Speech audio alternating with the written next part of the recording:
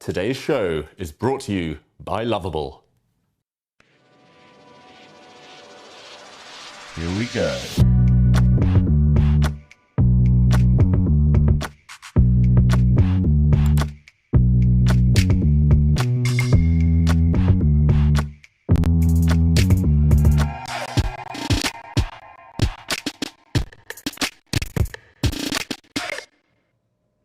Welcome to Game Week 4. Get ready for 2 hours with action-packed chess blunders, time trouble, and so much fun. Magnus Carlsen, he's won 2 title Tuesdays in a row with 10 points, 10.5 points. Will today be another day where he scores that almost impossible perfect 11 out of 11. Meanwhile, Hikaru Nakamura has struggled so far in the new Title Tuesday format. Will he make it back to the podium today? Welcome everyone to the Premier League of Chess. Okay, he's gone for this line, looking very, very shaky. Look at the Is this a blunder? He's throwing a thorn into the white side, holding on here for dear life. The nerves are kicking in. He's playing with Ghost, afraid to commit. The clock is his worst enemy right now. Did he lose on time? One wrong move and the whole house falls down. Whoa, whoa, is this a blunder? Checkmate is coming.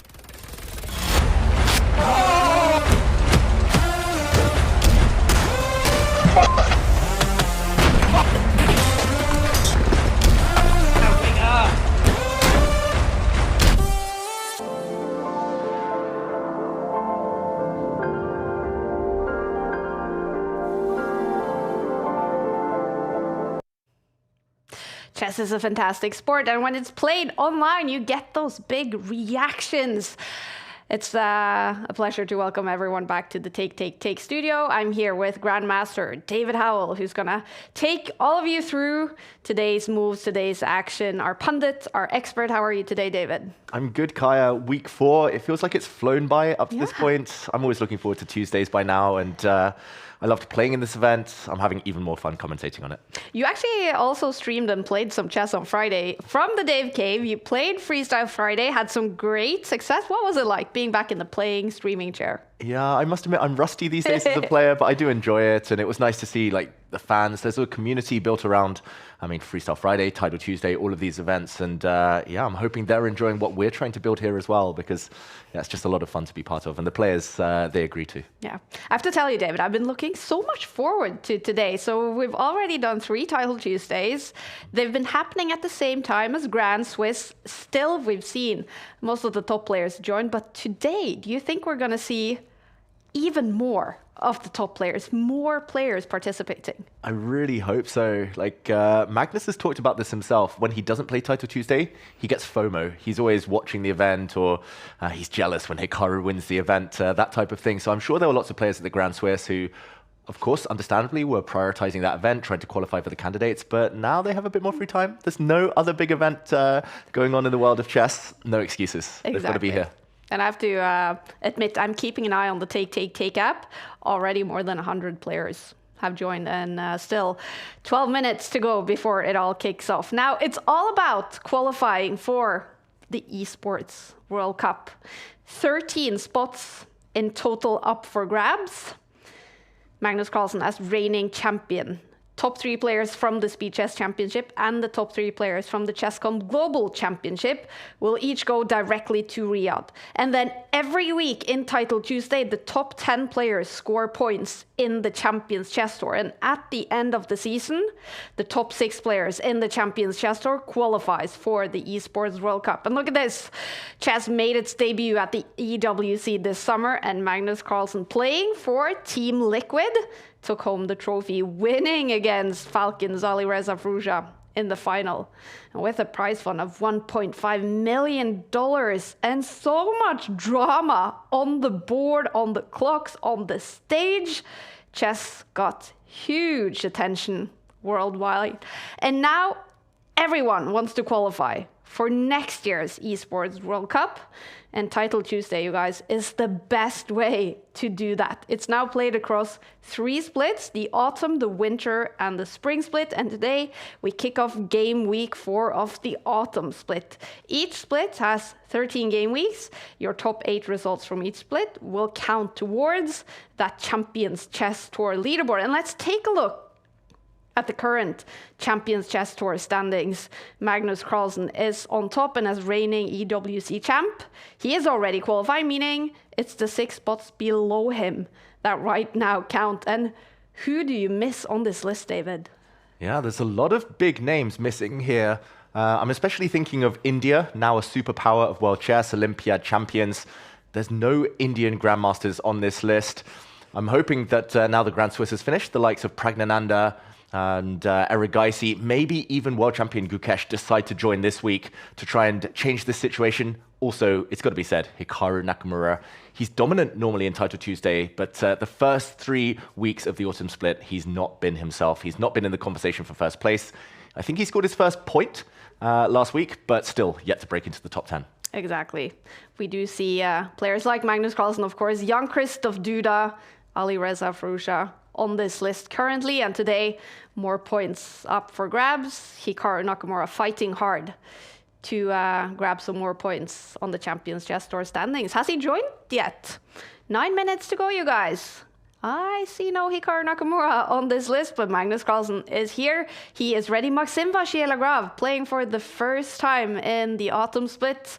Jan Christoph Duda, second place last week. Amazing performance.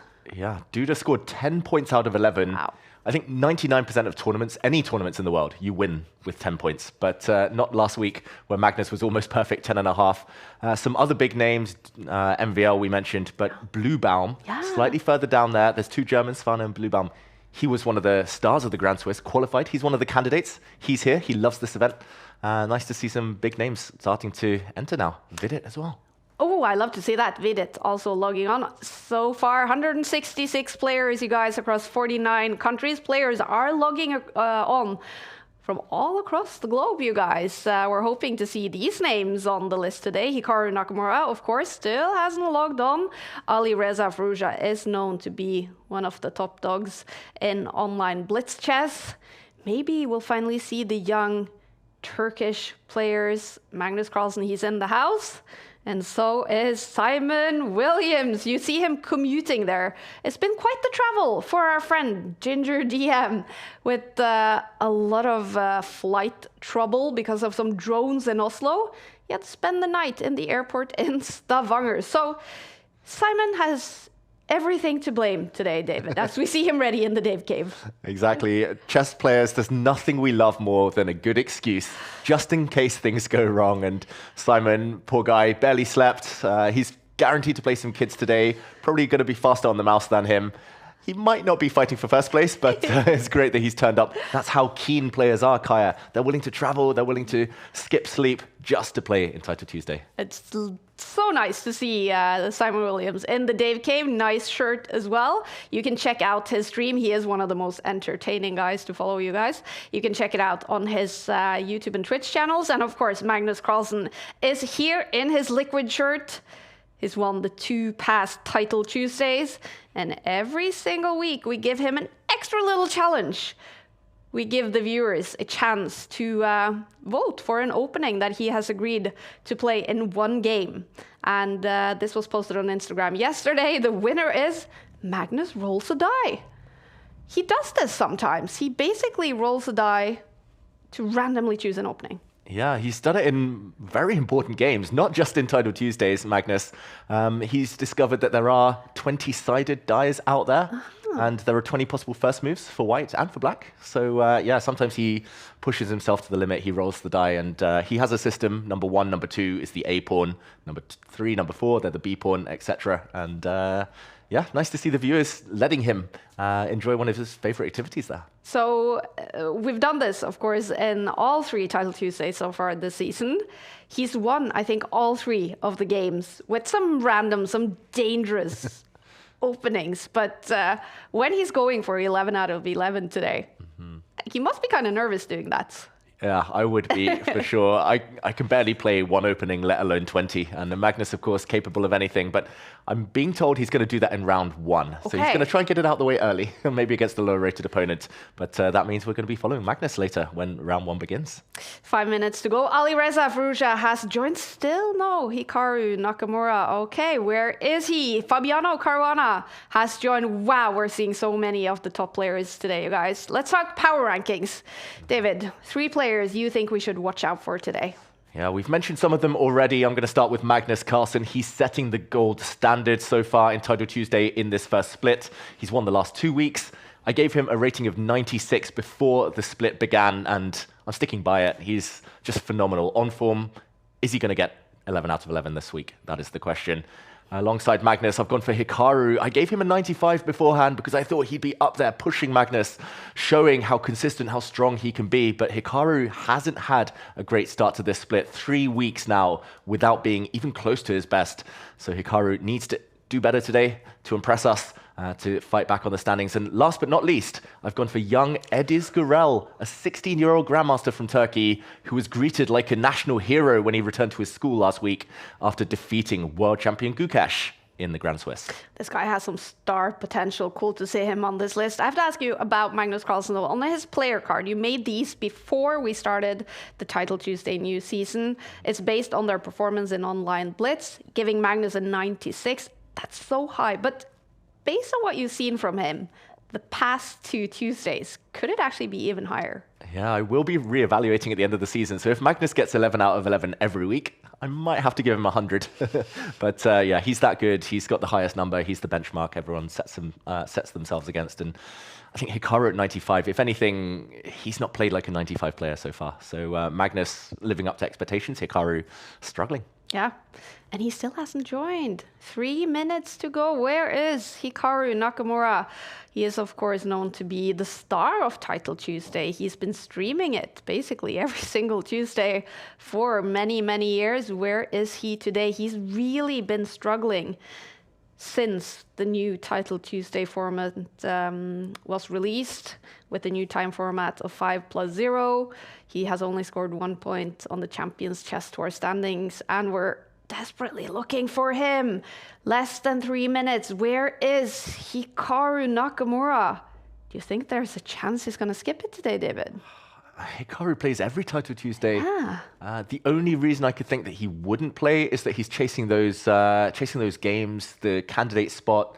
Maybe he's off somewhere in the US playing an Open where he's trying to farm some rating points.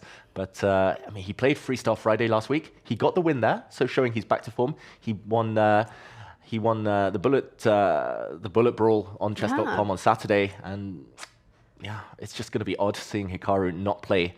He's probably streaming. Maybe we can get some word from the fans here. Tell us, what is Hikaru about to do? Is he going to join or not? Because he's only got 2 minutes left. If you miss the 2-minute mark, you lose the first round, and it's going to be hard to come back. So Hikaru, we want you. We're waiting. Yeah. Oh, wow. Okay, this is exciting. Now, less than 2 minutes. Will Hikaru Nakamura join Title Tuesday Game Week 4? We are waiting for him. But we see so many of the other top players joining today. Alireza Firouzja is there below Magnus Carlsen. Burtnik, which of course took 2nd place 2 Tuesdays ago, playing here from the Take offices. I also noticed Arjun Erigaisi is here fighting for the Indians. All right, it's going to be a cool Title Tuesday, no doubt about it. Less than 2 minutes to go. Let's kick off Game Week 4. Wow, Sulaidis blunders his rook for a knight. Hikaru now is up. Look at the reaction from Sulaidis. So angry. What? That was a blunder. He pre-moved. Look at this, much better, massively better against Hikaru. And there it is. Wow. All right, you guys, I'm keeping an eye on the chat. Hey to everyone. Thank you for sending in messages. And Akash Jain is saying Hikaru is setting up the stream. But he has to be... Oh, he's joined. Hikaru Nakamura is here. Woohoo, celebrations. That's very cool. That means we have all 3 of the top guns and so many of the other top players. Magnus Carlsen is here. Hikaru Nakamura is here. Alireza Firouzja is here. Wow. what a title Tuesday we have ahead of us. So much drama, so much action is coming up. And just to remind you guys, every single title Tuesday is played across 11 rounds. That's why we keep saying Magnus Carlsen is fighting for that perfect 11 out of 11. They only have 5 minutes on the clock, no increment. That means we will see flagging, we will see time trouble, we will see huge reactions. And of course, it's all about scoring points on the Champions Chess Tour standings. Top 10 players score points towards that leaderboard. 394 players so far. And here you see it. Still a few seconds left to join, but we're getting ready to follow the action. All right, 71 countries. And we're getting close to 400 players as standings. And as the pairings is about to appear, we're wondering who will Magnus Carlsen play in the first round? Who will Hikaru Nakamura play in the first round? Okay, we have made it past 400 players today, you guys. And we do see the top guns here.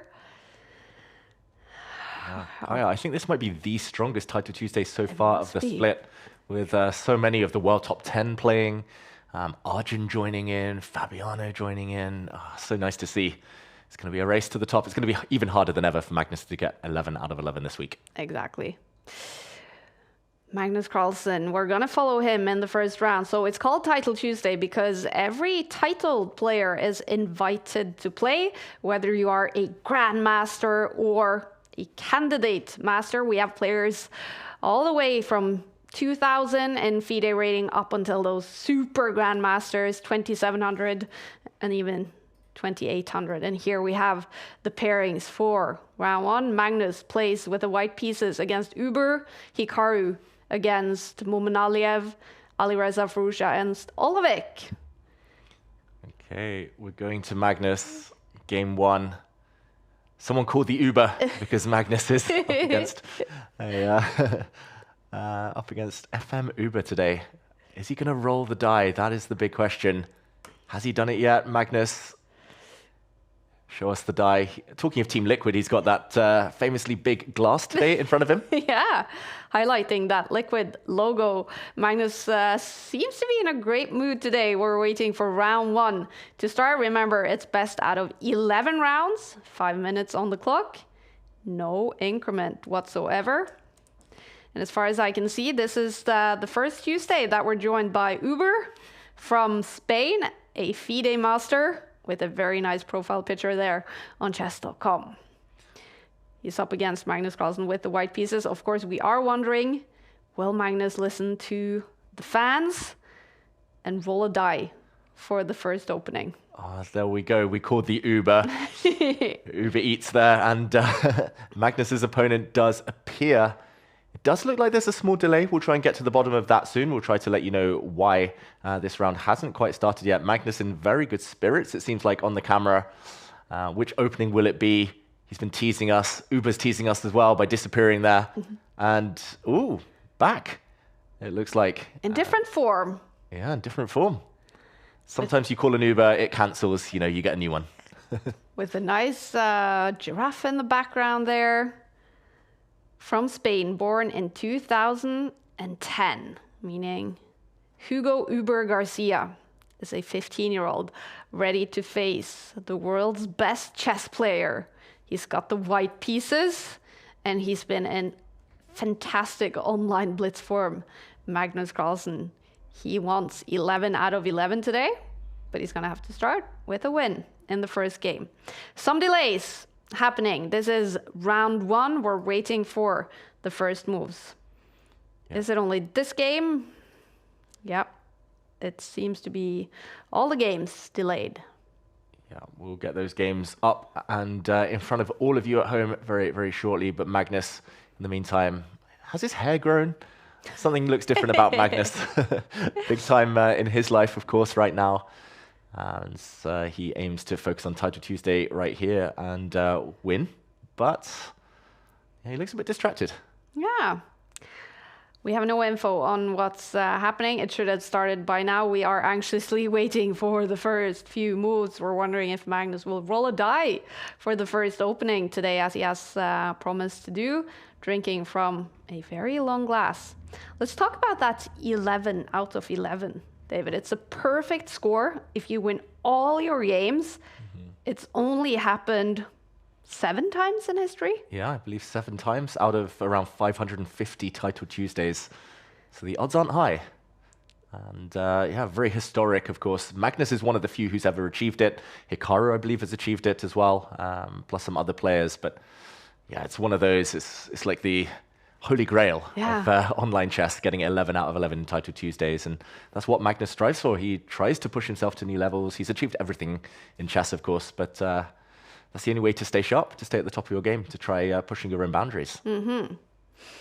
Still waiting for round 1 to start. Magnus Carlsen is 2 times reigning champion. He won last week and he won the time before that.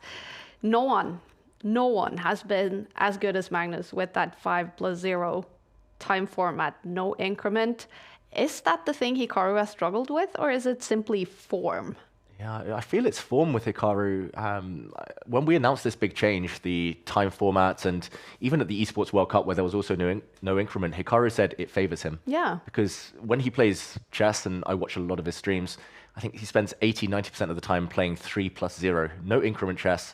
He flags his opponents. He's super quick on the mouse. Yes, he's getting a bit older, Hikaru, but he's still one of the fastest fastest calculator, fastest players out there, simply. So I don't think the clock is the reason. I just feel he's been playing a bit passively. He's expecting the opponents to make a few more mistakes. He's kind of waiting for them to make an error rather than going for them himself.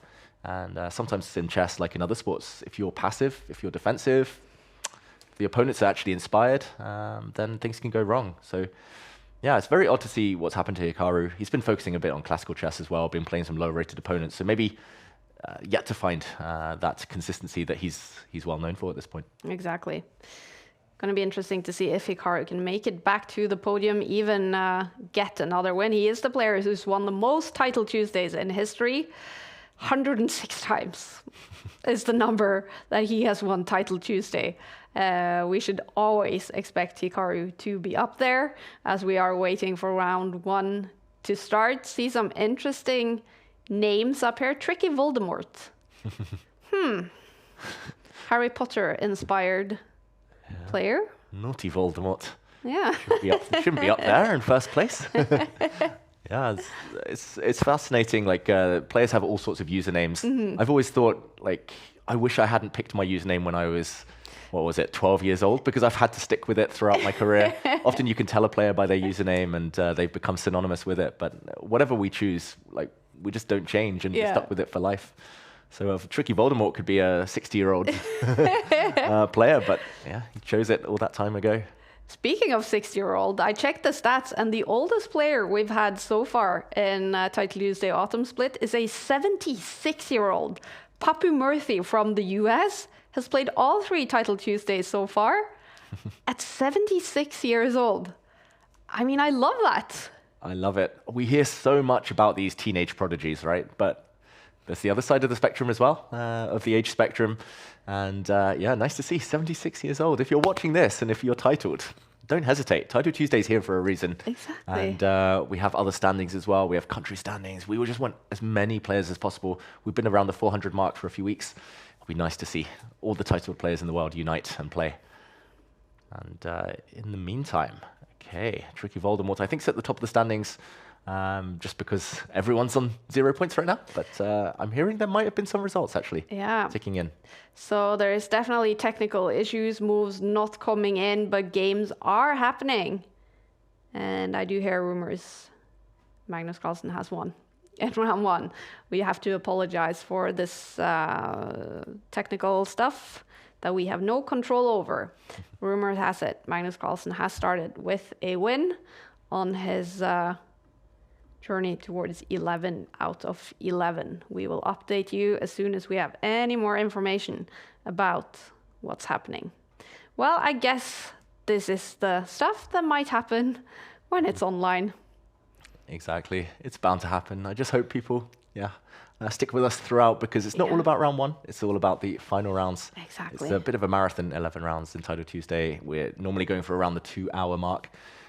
So still plenty of action ahead. Magnus versus Hikaru never happens in round one, but it could happen later. Exactly. How exhausting is it to play something like Title Tuesday, 11 rounds of non-stop chess, basically for 2.5 hours? Yeah, you never really feel it until maybe around the 8-9 round mark. And then suddenly you feel a bit of a crash, especially if you're hungry or if you're a bit tired, you didn't sleep well the night before. Poor Simon, not sleeping. Exactly, yeah. And then suddenly it hits you, and performing kind of consistently at that point becomes hard. I think the first few rounds you just get in the flow. You might not be super fresh, but yeah, you feel it at some point. That is guaranteed. Nobody can play their best chess for 2.5 hours non-stop, unless you're Magnus Carlsen. Who's basically done that past 2 Tuesdays. Been very close to perfect for Magnus Carlsen. All right, we are waiting to give you guys some update on what's happening. We do have Simon Williams in the house as well, streaming Title Tuesday on his channels. And of course, you can also watch Magnus Carlsen's stream. I'm going to go in there now to check if he's actually streaming, if games are happening. Yeah, it does look like games have been happening, but we will try and get those up very shortly. Still, some games ongoing in that first round. As yeah, it looks like all of the favorites have won. No surprising results yet. All of the top Grandmasters, the ones we talked about, getting the win in their first games. So no big shocks. Normally the surprises start ticking in around round 2, round 3. We see some kind of FMs, IMs start taking on the top seeds, and that's when it starts to get really interesting. Yeah. All right. Let's hope we get this technical stuff fixed as soon as possible. Yeah, I've had to scroll down all the way to board 28 to find the first kind of big seed who hasn't won, and that was a draw. But it was between 2 GMs, so not so surprising. But our good friend of Take, Alexander Bortnik, on board 30, lost his game. So that's the first real underdog who took a scalp in round 1. That is something we also like about Title Tuesdays. You do see the occasional underdog victory more often than in maybe over-the-board chess. Yeah. There's more variables, the time limit, the nerves, online chess, mouse slips. I was playing chess online last night just to try and get in the zone, try to warm up for this. I mouse slipped my queen on like move 5. no. Luckily, my opponent mouse slipped back a few moves later. So these things happen. But yeah, that's life. That's Blitz chess. That's why we like the online arena. Exactly. And I guess online chess is the perfect place to sort of say that never give up, because your opponent will blunder too. Things will happen. The clocks do tick down. Yeah. It's just never a good idea to resign. Exactly. Like there's always hope. And the best chess players like Magnus, Hikaru, of course, they're best in classical chess, but they adapt. They find these new kind of strategies. They know they need to take big risks in order to beat lower rated opponents. So yeah, we see them kind of keep time in the bank for later. Hikaru, he's well known for flagging people when he needs to. He wants to win on the board, of course, but they have so many weapons in their arsenal, in their repertoire, and they're not scared to use them. So I wouldn't be shocked later if we see some big time scrambles later today. We saw some last week. We enjoyed it. Yeah. More today, I'm sure. That's been the highlight so far, I have to say. All those time troubles, huge reactions, of course, when that happens. All right, still waiting for the technical stuff to work, you guys. I expect round 2 will be starting very soon. Yeah. Magnus Carlsen did start with a win. Hikaru did start with a win. So in terms of chess results, it's mostly what we would expect. We promise we'll get in before round 11 when Magnus plays Hikaru for the title. Hopefully. And yeah, it looks like all the top seeds did win. Round 2, I'm guessing it's going to be some GMs against GMs already. It's wow. Just that strong, the field, this week especially. It won't be the top guys against each other yet, but yeah, it's guaranteed. I think on chess.com we'll see the players, the elite, who are rated around 32, 3,300. They'll start playing against 27, 2,800 level players who are phenomenally good in their own right. Some of the best in their countries. Can you see how Simon did in the first round? Ooh, good question. Let's see if we can find Simon. Okay, Simon Williams. Oh No. no. Oh no. No. He lost in round 1 with white against a lower rated opponent. And okay, he lost on the board and the clock. So Okay. let's not too focus on that game. Simon will be back. He's a very Simon will streaky be player. back. And remember, he had hardly any sleep last night because of his flight problems. He is, of course, playing for England, same as you, David. There hasn't been that many players from England so far this season on Title Tuesday. Only 1, 2, 3, 4, 5, 6, 7, 8, 9, 10, 11, 12. It's quite low for such a big country. Yeah, for all the English fans out there watching right now, go message your favorite British player. Go tell them to play in Title Tuesday. We want to build this into a bigger tournament. And yeah, it's just a great training ground as well. Like, I've been playing for years in Title Tuesday. I test out new openings. These games go on the database, everyone. So secret hack, play new openings, surprise your future opponents. It's a good way to throw them off the scent. But yeah, hopefully we can get more players, especially from the UK, where there's so much young potential as well. Players, FMs, CMs. They can play in this and test themselves against the best. Yeah, and I have to say, a lot of the players that I do see have played from England are teenagers. So the future must be bright for England. Yeah, the future's bright. I have a feeling we're going to be the next India with all this kind of golden generation coming, but Yeah. I don't want to put too much pressure on them. Not yet, at least. All right, still waiting for an update on what's happening. I am getting some results in here right now, and I do see round 2 is happening, where we see, see if I can find. Magnus here is playing Fiorito, and I'll see if I can find Hikaru here as well, using the take app. Yeah, Hikaru Nakamura is playing against big fan favorite Eric Rosen. In the meantime, we have action. Oh, wow, we nice. have games. Hallelujah. Hallelujah. Here we go, David. Okay, so we're coming into the middle of this game. Magnus Carlsen has the black pieces against international master Fiorito. What are we seeing on the board? Yeah, we're seeing a bit of a crazy middle game here. Magnus slightly worse against his IM opponent from Argentina. This opening, it's unclear where exactly it came from. It looks like it might have been a Queen's Gambit. But either way, right now, Magnus in a bit of trouble. He's attacking the enemy Queen, and there are questions for his opponent, Fiorito. Do you move the Queen? Do you allow a bishop trade on the long diagonal here? Or do you get a bit more ambitious? Do you take this knight off the board and try to sacrifice, try to gain a bit of time in the process? Nope, it's a bishop trade. Looking like level chances to me, but the engine here, the eval bar slightly on the white side. That's because this bishop has potential, attacking some weak pawns, and white knight in the center looks glorious. Magnus, though, is up on time, so that probably gives him better practical chances here.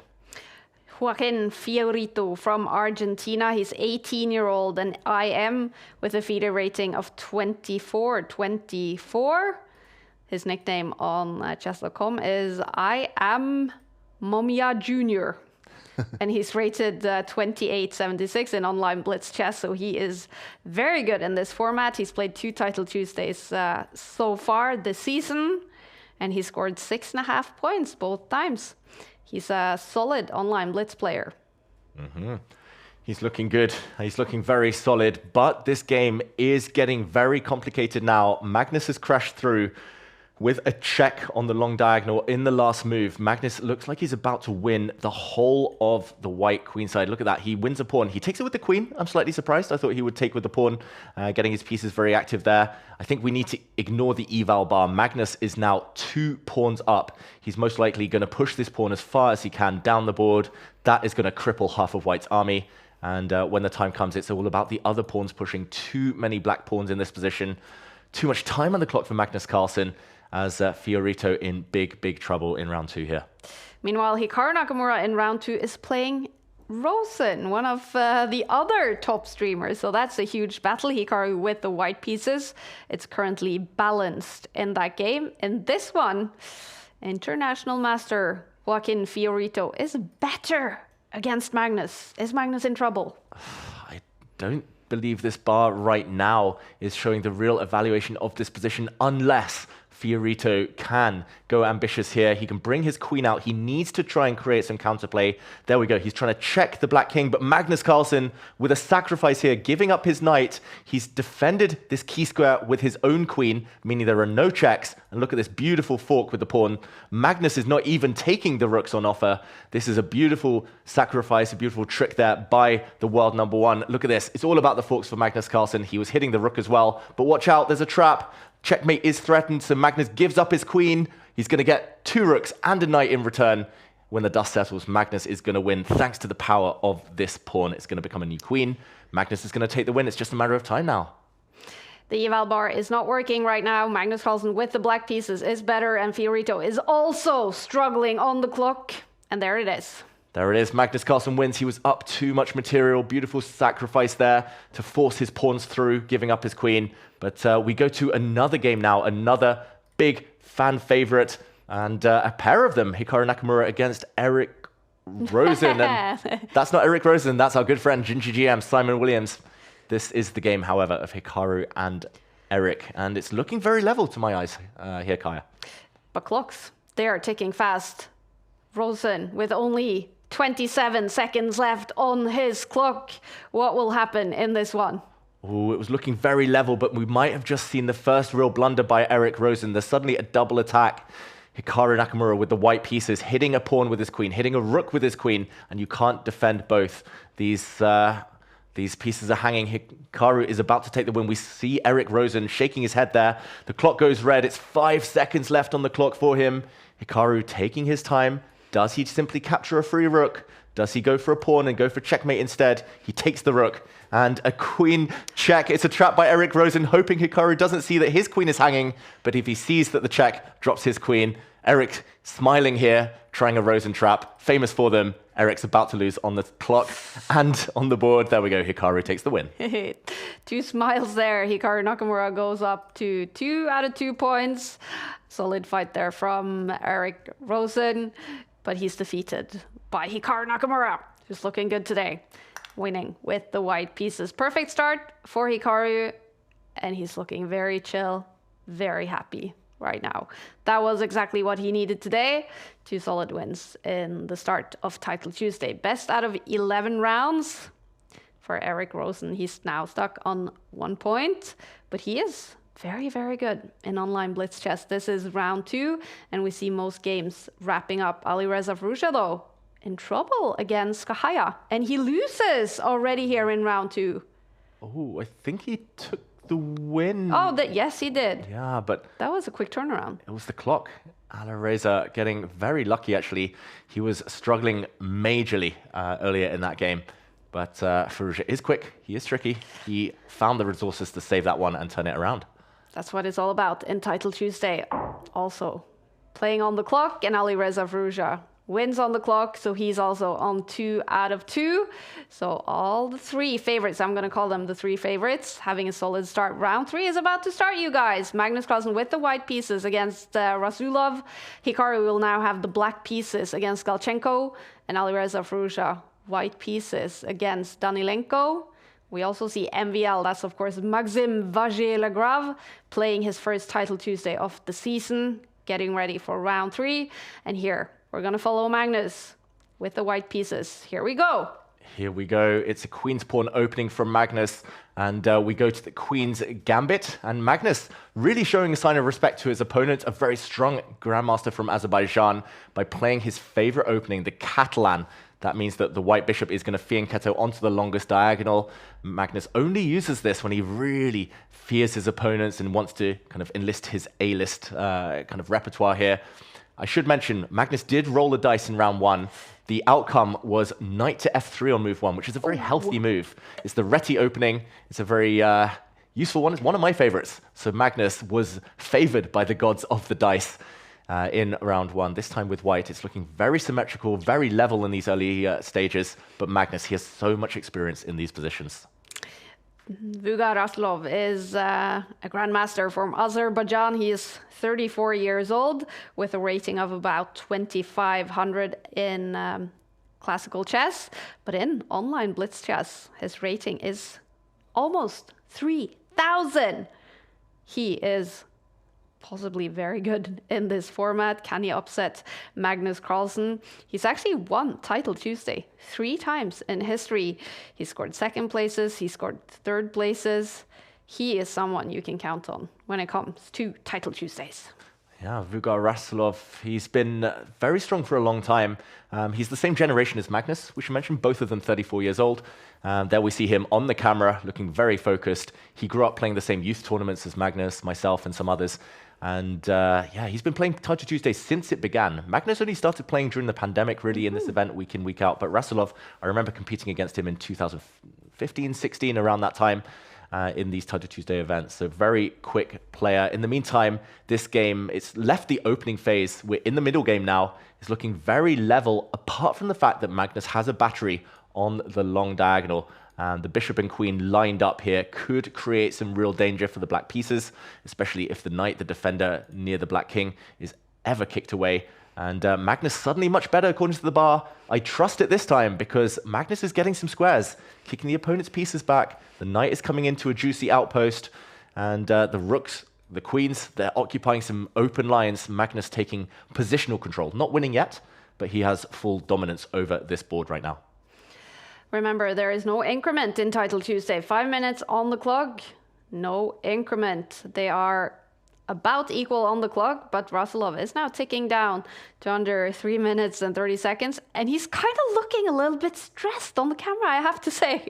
Yeah, I think I would be stressed too playing Magnus Carlsen, and especially in a position like this. It's not one of those crazy chaotic ones where it could suddenly turn around or that Magnus will suddenly lose control. It's one of those positions where Magnus, look at that, beautiful pawn move. He's going to retreat his queen now, but there are threats all over the place. The bishop is trying to sidestep here, create a skewer, and win that black rook. Maybe that will happen anyway. Magnus improving pieces. It's the type of position you slowly get strangled. You run out of space, you run out of time, you have no active plans of your own. He's trying something now, but big mistake there from Rasulov apparently, pushing his pawn forward. He's trying to push this pawn to destabilize the white king position, but Magnus could have taken advantage by taking a pawn in the center, and there was a pin along this rank. The black knight would have been loose. Magnus missing that opportunity, but still doing very well here. That's his next plan. He's just solidifying his king position first. This is long-term going to be a nightmare for Rasulov to defend. And Rasulov keeps pushing Harry, the h-pawn, up the board. Magnus now also pushing. It's all about pushing pawns now. Yeah, exactly. The pieces, they're almost perfect for Magnus Carlsen. So that's why he was pushing pawns. Rasulov has nothing else to do other than push pawns. It's a position where he has 2 knights, but those 2 knights are very clumsy. And Magnus, is that a blunder? What is Magnus Carlsen doing? He's brought his queen forward. He's attacking the enemy queen. More importantly, he's attacking the enemy rook. But apparently this is a big, big mistake by Magnus. The black rook can slide back, force a trade of queens. That looks like a very healthy option. There we go, played, but it wasn't the best one by Rasulov as the bar drops back. That was a bit of a hidden tactic to me, to my eyes. Maybe it was a queen trade. Maybe it was something else by Vugar Rasulov, but look at this. He's exhaling now because he's in trouble. He's lost a pawn. Instead of winning material with black, he's down a pawn and about to get ground down in this ending. Magnus back in charge. Do you think Magnus is even aware he blundered? No. I'm still struggling to come up with the reasoning for Magnus's blunder there. The eval bar saying that it was a big miss, and Rasulov shaking his head. Maybe he understands what went wrong, because now he looks doomed. He wants to take back this pawn with black, but after a trade of pieces, there would be a nasty knight fork in the air. Magnus Carlsen simply simplifying this equation, trading off pieces. We'll see Magnus most likely move his king next to defend this weak pawn. There we go. 2-pawn advantage. Magnus Carlsen's going to win. Massively better on the bar and so much time on the clock they both have right now. Magnus does seem a little bit confused about something. Yeah, I'm confused about Magnus's confusion. And maybe annoyed that he might have missed this rook trade and a fork, hitting 2 pawns. But one of the pawns runs forward now, and the white rook shuffling. This is surely going to end the game. Ooh, Magnus has spotted a really cool tactic, I believe.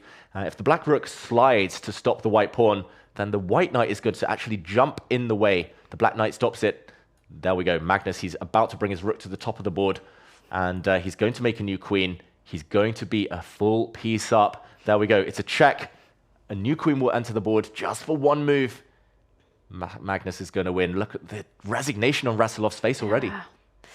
He does not seem to be enjoying himself, even if he is playing with the best player in the world. But Magnus Carlsen is fierce. He's about to go up to 3 out of 3 in Title Tuesday, Game Week 4. And there we go. A new queen appeared just for one moment. Rasilov gets that queen off the board, but at the cost of a very important piece. He's a knight down now, and White's knight is so powerful, entrenched on an outpost. Black has 4 pawns remaining, but they're so weak, guaranteed to fall off. They're all isolated or doubled. Rasilov, it's not long left in this game before he clicks that resign button. He might even get checkmated in the near future. The Black King stuck in the corner. Magnus taking 1 pawn. Black only has 1 hope left. He's banking everything, all his chances on this pawn running forward. But Magnus is going to be too fast. The white rook will stop that one. And it's going to be game over. There we go. Magnus Carlsen gets his 3rd win in a row. Solid stuff from Magnus Carlsen with 1 minute and 19 seconds left on his clock. He takes the win against Grandmaster Vagur Rasilov. It's a win with the white pieces and 3 out of 3 points for Magnus Carlsen. This is round 3 in Title Tuesday Game Week 4. And we do see a bunch of players have scored 3 out of 3. Daniel Naroditsky, one of those players. Meanwhile, Hikaru Nakamura is still playing. He's got the black pieces against Galchenko. And he seems to be better on the bar, David. Yeah, it's looking good for Hikaru. It's nothing major. Just a small advantage here. It's actually level material, level pieces, level pawns. Everything looks level, especially with rooks coming off the board. But it's all about Black's control over the open file, over the D file. And White has one big weakness, this backward pawn. Look at the clock as well. Hikaru with a few extra seconds. Those could be very handy later. It's a lot of small things, but they could long-term add up to a bigger advantage for Hikaru. As he trades a set of pawns, now the black rook is coming to stare down at that big white weakness. And this is the type of position where Hikaru really thrives. He's got full control, no risk, and more time on the clock. Matvey Galchenko is a 25-year-old international master from Russia. He is almost rated at 3,000 in online Blitz on chess.com. Extremely good with little time on the clock. And that's important for him now because he only has 30 seconds left in this game against Hikaru Nakamura. Yeah, the clock is going to be all important in this one, especially when the clock turns red, when they hit the 10-second mark. Hikaru is not doing anything special. He's not doing anything committal. He's just moving his rook back and forth. He's waiting there. We see him push a pawn, asking a question. How does white react? The bar says, okay, it's somewhere between better for black and just level. To my eyes, it should be a draw with best play, but Hikaru, there we go. He breaks the pawn structure. Now he's changing the pace of the game. Down to 18 seconds for Galchenko. I have a feeling the black rook is coming in. There we go. The black knight as well is going to start improving itself. And this game is turning in Hikaru's favor. 15 seconds for white versus 25 seconds for Hikaru. Hikaru Nakamura, is he back to the level we know him to be? He's massively better here. Oh, the bar keeps jumping. What an exciting game. This is round 3. Only 15 seconds left on the clock. And there we go. Hikaru lands a fork. He took the white knight. If the rook had been taken, there would have been a knight fork. Hikaru's won a piece. And he's got a few seconds left on the clock over his opponent, but the red appearing everywhere now. 7 seconds versus 8 seconds. It's a race. Hikaru is totally winning on the board. The only thing that can stop him is the clock. The pawns are pushing. The knight is going to help that pawn push through. He's running out of material. Galchenko here. Hikaru Nakamura at 3 seconds. Who's going to be faster? 1 second for the opponent. 1 second each. 2 seconds each. Who's going to win on time? Can Hikaru deliver checkmate? He gives checkmate with under 1 second left on his clock. Oh my wow.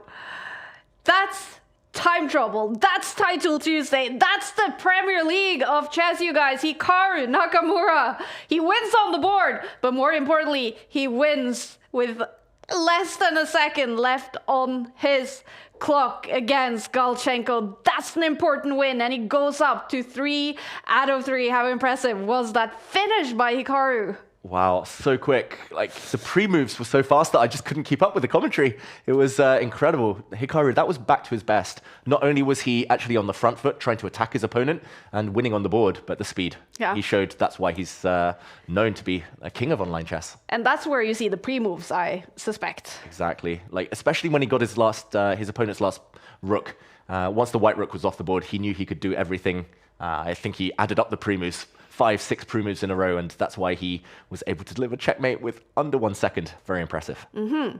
All right, you guys, we're heading into round 4, and look at that. We have pairings. It's Mendonca against Magnus Carlsen.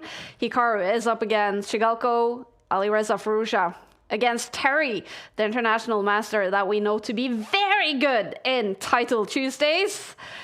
This is round 4, best out of 11. And we're going to follow Hikaru Nakamura with the white pieces here, coming straight from that very impressive win with hardly any time on his clock. Let's take a look at what he plays in the opening here, David. Yeah, and this game started as an English opening. That means Hikaru pushing his pawn forward to the c4 square on move 1. And it almost looks like a reverse Sicilian. The English opening and the Sicilian defense are basically cousins. They have so much in common. And here we see Drigalov trade a set of pawns, lure out the white queen. With this odd-looking knight move, he's going to now try to attack the queen with his bishop. This would now be defended.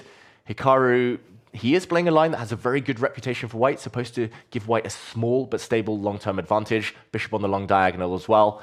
But Hikaru with the head bob, he's got to be happy with how these first few moves have gone.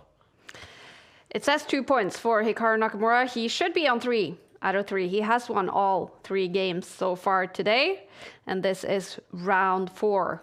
He is hoping to go up to 4 out of 4 in his game here against a Grandmaster Chigalko. He is from Belarus, 36-year-old Sergei Chigalko, rated almost 2600 in FIDE Classical Chess. Yeah, Drigalov, he's another one who grew up with the likes of Magnus Carlsen and that kind of golden generation. He's known to be an online specialist. He spends all of his time playing Blitz online. He barely plays over the board these days anymore. And yeah, he's always been Belarus's kind of top player over the last few years. He's very, very dynamic. And he's well known to specialize in all sorts of variants. Blitz chess, bullet chess, chess 960, King of the Hill. Wow. You name it, he plays it. And look at this, a pawn sacrifice from Sergei Drigalov here. He's given up a pawn in the center in order to create a pin on the white queen and king. Now he's kicked the white king away with a check. This is very ambitious stuff by Drigalov and looks very strong as well. Slightly better according to the bar for black here, despite being a pawn down, because the white king will never ever be able to castle again. Here, Drigalov needs to get his other pieces into the action, the rest of his army, whether it's the black light square bishop, whether it's the black queen. We see him locked in, super focused. He's a streamer as well. We see him talking Drigalov, but he must be happy with how the outcome of this opening has gone. We're in the middle game. He has great attacking chances. Drigalov is rated above 3,000 on Chess.com in Blitz. He's played all 3 Title Tuesdays so far this season. His best score was in Gameweek 2, where he ended up in 9th place, actually, with 8.5 out of 11 points. This is definitely someone who can cause an upset to Hikaru Nakamura, especially when Hikaru Nakamura is not in top form. But the question is, are we seeing Hikaru Nakamura back to his best today? He scored 3 points so far, 3 out of 3, and he got a very impressive win, both on the clock and on the board in round 3. He's looking calm, he's looking comfortable, he's looking chill today, Hikaru. This could be Hikaru Nakamura going for the win. Yeah, Hikaru's acting very chill as well on the board, which is a good sign for him. First, he's attacking the black bishop, and if that bishop retreats, he'll deal with his central pawn next. If the bishop takes the knight, he'll take back with his pawn and protect his central pawn. The reason I know Hikaru's chilled, relaxed, confident is because he's calmly walking his king towards the corner. This is what we call castling by hand. You forget to castle, but you realize, okay, you got checked. Game goes on, and you tuck your king to safety. It takes a few extra moves, but Hikaru here, he's allowing his central pawn to be taken, because once the dust settles and everything else gets captured, his bishop is on a beautiful diagonal and will take a free pawn. But look at this, Drigalov puts his own knight now on prise. That knight could be captured, but there is some tension in the center. If that knight is taken, the black queen will take the white queen, win back the piece with interest. This game suddenly got very spicy. Hikaru Nakamura has to deal with some big, big threats. This is 2 strong grandmasters at the top of their games. Drigalov has had some really good results in historical title Tuesdays, scoring second places, third places, but of course, nothing compared to Hikaru Nakamura. No one has won more title Tuesdays than Hikaru Nakamura, but he has struggled after the new format came, and he hasn't been on the podium today. Could be the day for Hikaru Nakamura as he moves his bishop out. Yeah, that is a good move for Hikaru. He's solidifying everything. You see Zigalko now on the camera starting to get a bit stressed. He knows he's playing too slow. Look at him. He's head on hands there. Well, hands on head, I should say. Either way, there's some hands, there's some heads, and he needs to keep his head in order to keep the balance in this position. Suddenly, he's got his pawn back, but Hikaru, there we go, with his queen, taking a pawn, offering a queen trade. If we go into the endgame and Hikaru is still up a pawn, there's almost zero hope for Zigalko. Hikaru is one of the best endgame players in history, simply, especially under the quick time formats. Zigalko, he's lost the thread. I think he's just unable here to find the compensation that he wanted when he sacrificed that pawn so long ago now. His clock is ticking down to 1 minute and 30 seconds, debating whether to keep the queens or take them off. Yeah, he's allowed the queens to come off, but that's a clever move by Zigalko. He's taken a pawn. He's saying, please, please take my bishop, because if the white bishop takes the black bishop, the queen is no longer defended. There's this weird tension. It looks like a maths equation here. It's the weird tension between the queens and bishops and the queens and bishops, and they all connect. I'm going to draw the arrows here. Everything's connected on the light squares. Whatever you take, I'll take back. It's a weird little pattern that I've never actually seen before, anything like this. But Hikaru says, I'm going to ignore all of those pieces entirely, defend my queen with my rook. Hikaru is going to have an endgame advantage, and I'm just worried about the clock here and the camera. Zigalko, I think the reason he stopped playing so much over the board chess is because he didn't enjoy the tension, the nerves. And here we see the nerves getting to him. Yeah, it's looking tough now for him. Look at the clock. He's got half the time of his opponent. And he's going to be even more stressed when he sees the clock's ticking. Under 1 minute left, there is no increment, and this is when the pulse start getting really, really high. It's better for Hikaru on the eval bar. Yeah, one big problem, the main problem. Look at the Black Knight. It's got no support, no backup, nothing to hold it, and all white needs to do is hit the knight. That is a trapped piece. No safe squares for it. Zigalko desperately trying to find an escape route for that piece before it's too late, before it just drops off the board. That's why Zigalko is so stressed, but you can't play this slowly against Hikaru Nakamura. 30 seconds now. He's just dropping too low on time. Even if he finds a way to get that knight out of white's position, he is going to lose this game. And much better suddenly for Hikaru Nakamura. The white knight can jump out the way, attacking the black rook. There we go. Maybe not the best move, but a good enough move there from Hikaru. He repeats the position once. This knight is the target. Once the white knight drops itself out of the way, you can move anywhere, any safe square. And Hikaru is winning this game.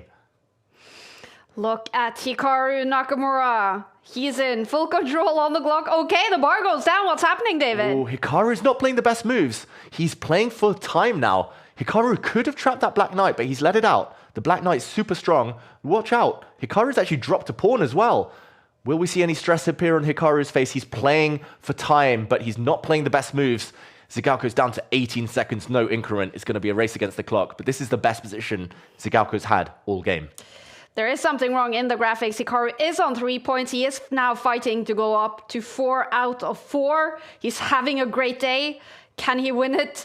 It's now saying better on the bar for Zigalko. Such a good position for Zigalko. Look at this. Hikaru's dropped his rook in the corner. He's going to win back some material now. He's forking the black rooks. He's going to take that knight, but the clock goes red. That's the main factor. Zigalko smiling because he knows Hikaru is going to get this game now. Simply no way to finish it in the next 6 seconds. Hikaru's the one with the pawn. Hikaru's the one with the chances. He pins his opponent's bishop. Zigalko head in hands again. He's cursing himself as his clock runs out. Hikaru Nakamura takes the win. Oh, fantastic reaction from Zigalko as he loses to Hikaru Nakamura. That was dramatic on the board. Oh, heartbreak for our friend Zigalko. He loses on the clock. That was flagging from Hikaru for a lot. He was flagging for a minute there. Yeah, Hikaru, just you could see when it just something clicked into gear. Yeah. He was like, okay, I'm just going to win on time. He didn't even care about the moves at some point, Hikaru. He played some great defensive moves to stay in it, but it was turning. And in the meantime, let's go to Alireza Firouzja as we watch whether he can win a flag fest against Renato Terry, a very strong Grandmaster in his own right. Oh, an IM, sorry, in his own right. Oh, that last few moves, Firouzja winning a piece. It's all about the clock, though. With the queen still on the board, anything could happen here. Firouzja trying to deliver checkmate. The clock goes red. 10 seconds against 10 seconds. We're going to see a check in the corner. We're going to see queens leave the board. Firouzja pre-moving everything now. Renato Terry running out of time. 4 seconds, 3 seconds, 2 seconds, 1 second. He's given up. Renato Terry lets his time run out, I believe. And Alireza Firouzja is going to take this win. Two of the quickest players in the top of chess up against each other, both red on the clock. It does look like Alireza Firouzja has taken the win on the board and on the clock. Let's see if that result pops up. All right, not quite yet, but we do expect that's going to be a 4th win for Alireza Firouzja. And we do see Magnus Carlsen has won his round 4 game against Mendonca. That means Magnus is on a perfect score. Hikaru is on a perfect score, and we do expect Alireza Firouzja to be on a perfect score. David, this is heating up to be a fantastic title Tuesday with the top guys fighting all the way in. Yeah, there's nothing better than like such a stacked field, but especially when all of the favorites bring their A game, play their best. That's when the real ingredients for a real memorable week happens. And Caruana, Firouzja now, Ariane Tari, Sarana, Bluebaum, all of them winning their games. They're all in top form. And the clashes, the Grandmaster clashes, they're going to continue. Exactly. Fantastic. This is Title Tuesday, Game Week 4 in the autumn split. Magnus Carlsen is fighting to win it a 3rd time in a row. Here we have it. All the results from round 4 is popping up, and we do see a bunch of players on 4 out of 4. But noticeably, Magnus is there, Alireza Firouzja is there, Arjun Erigaisi is there, Hikaru Nakamura is there, Fabiano Caruana is there. I mean, this could almost be like looking at the world rankings list, David. The top guys are all up there. Yeah, I believe those are the top 5. Oh, actually, other than Firouzja, the top 5 in our standings. There's 4 of the top 5 in the classical standings as well, the classical ratings. So all of the top players, they're here this week. Firouzja, I just think of him as a top player because he's been world number 2. He's been 2,800. But yeah, this is incredible. MVL as well, Sarana, Vincent Keimer, Denis Lazavik, Dubov, he's on 4 out of 4 as well. Watch out for him. Undefeated in the Grand Swiss recently. This is shaping up to be a lot of fun. It's going to be a race. I'm hoping one of them can get 11 this week, even if it's not Magnus. It feels like someone's going for 11 out of 11 this week. And if you get it this week, then wow, that would be impressive because the field today is just incredible, you guys. There's a little bit of a technical break now before round 5 starts in the Premier League of Chess. Here we go.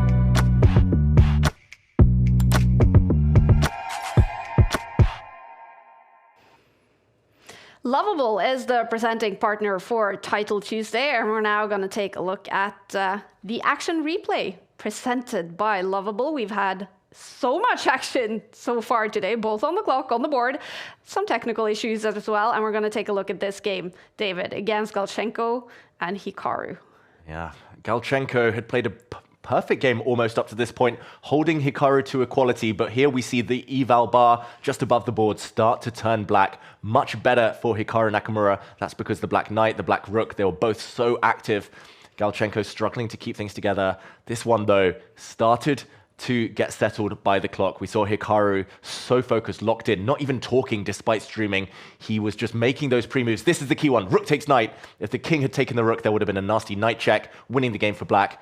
And the clock turning red for Galchenko first was decisive. The rook taking some pawns, the white rook now giving some checks, and ultimately falling off the board in the next few moves. Hikaru just so speedy, so accurate. There we go, the moves so fast. The rook dropping there, a new queen appearing just for one moment, and Hikaru pre-moved everything here. He took the white pawn, he brought his knight forward, used his rook, he promoted a new pawn to a queen, another queen appears, and checkmate with 0.6 seconds left on his clock. Hikaru Nakamura, one of the stars of today. One more move and he would have lost that game on time. Exactly. Wow. 0.6 seconds. That is cutting it fine. That is borderline. But Hikaru, he knew he was able to do it, and he's so experienced in those situations. Yeah, and that's why we love Title Tuesday. That was today's action replay presented by Lovable.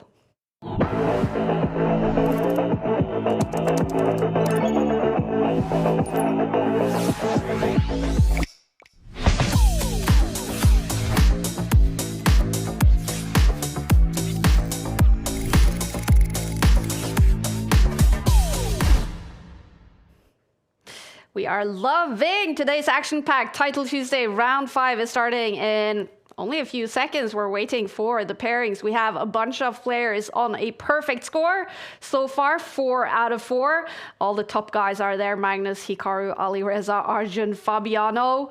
Who's going to take it today? And will we see 11 out of 11? The fight is fierce in game week for you guys, and join us in the action. Talk to us in the YouTube and Twitch chat. We would love to hear from you guys. We would love to hear who you are rooting for.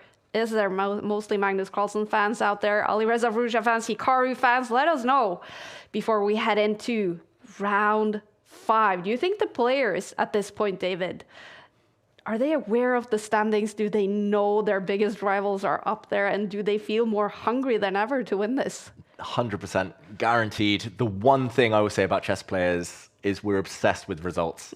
We're so obsessed with stats. We're obsessed with our rivals. There's no doubt that the likes of Magnus have been looking down the standings, scrolling. Oh, there's Hikaru. Damn, he's up there with me. Hikaru's probably doing the same. He's like, oh, Magnus, Firouzja, they're keeping pace. I think they use it as inspiration as well to push themselves even further. That's why Magnus tries to go for 11 out of 11, because he knows that Firouzja, Hikaru, they're capable of doing the same. So, yeah, they're definitely aware, and they know the clashes are coming. Yep. We're still just warming up, still early days in the tournament. Of course, we also see Sarana there up on 4 points. He won game week 1. Also someone to keep an eye out for, as we see. Oh, look at that, David. We have pairings for round 5, and it's going to be Magnus Carlsen against Arjun Erigaisi. Magnus here with the white pieces. All right, I'm excited to see what opening will turn up on this board. Yeah, this one, we have to follow it. Of course, some big clashes elsewhere as well. We'll keep everyone abreast of those results later when they come in. But Magnus Carlsen, Arjun Erigaisi, they've had some titanic clashes throughout the years. Magnus was the one who kind of defeated Arjun on so many occasions, esports, World Cup, other events. And Magnus, wow, what has happened here? Was that on move 1 or move 2? He's put his knight on the edge of the board in a Sicilian defense. I don't know if that's Magnus rolling the die, but I don't recommend this one for anyone at home. He's now trying to transpose into a closed Sicilian. So this is actually a known motif that he has employed on occasion. I remember a very important game he won against Polish Grandmaster Wojciech with a knight on the edge of the board. But trust me, whoever's watching this at home, do not try this. This knight is so misplaced in a Sicilian. The knight wants to be towards the center. This is Magnus trying to confuse his younger opponent. And even, put him a little bit off to face this against Magnus Carlsen. Does it even feel a little bit disrespectful?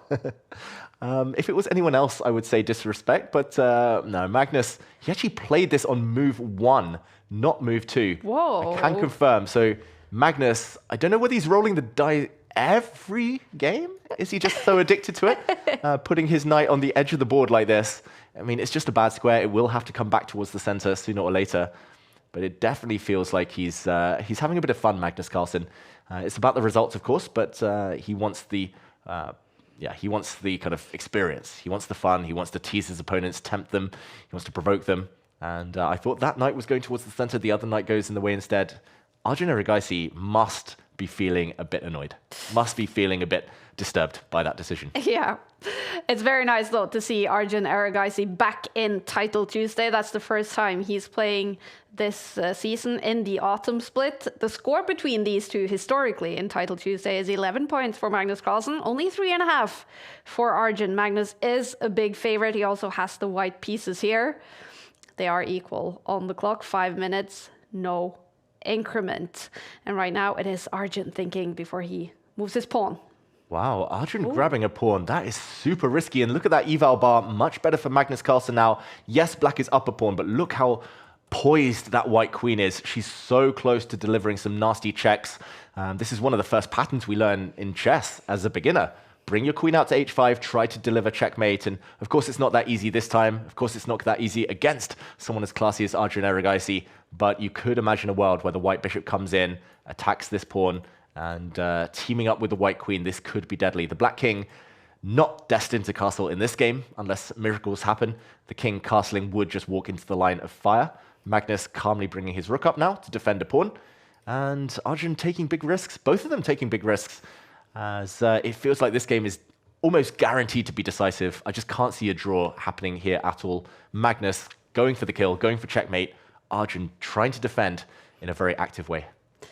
Both on 4 out of 4 points so far today. Arjun Erigaisi has scored 10 out of 11 points 2 times in Title Tuesday history. Both of them have happened in 2025. He's getting better and better, not only in chess as a general, but in online Blitz chess as well.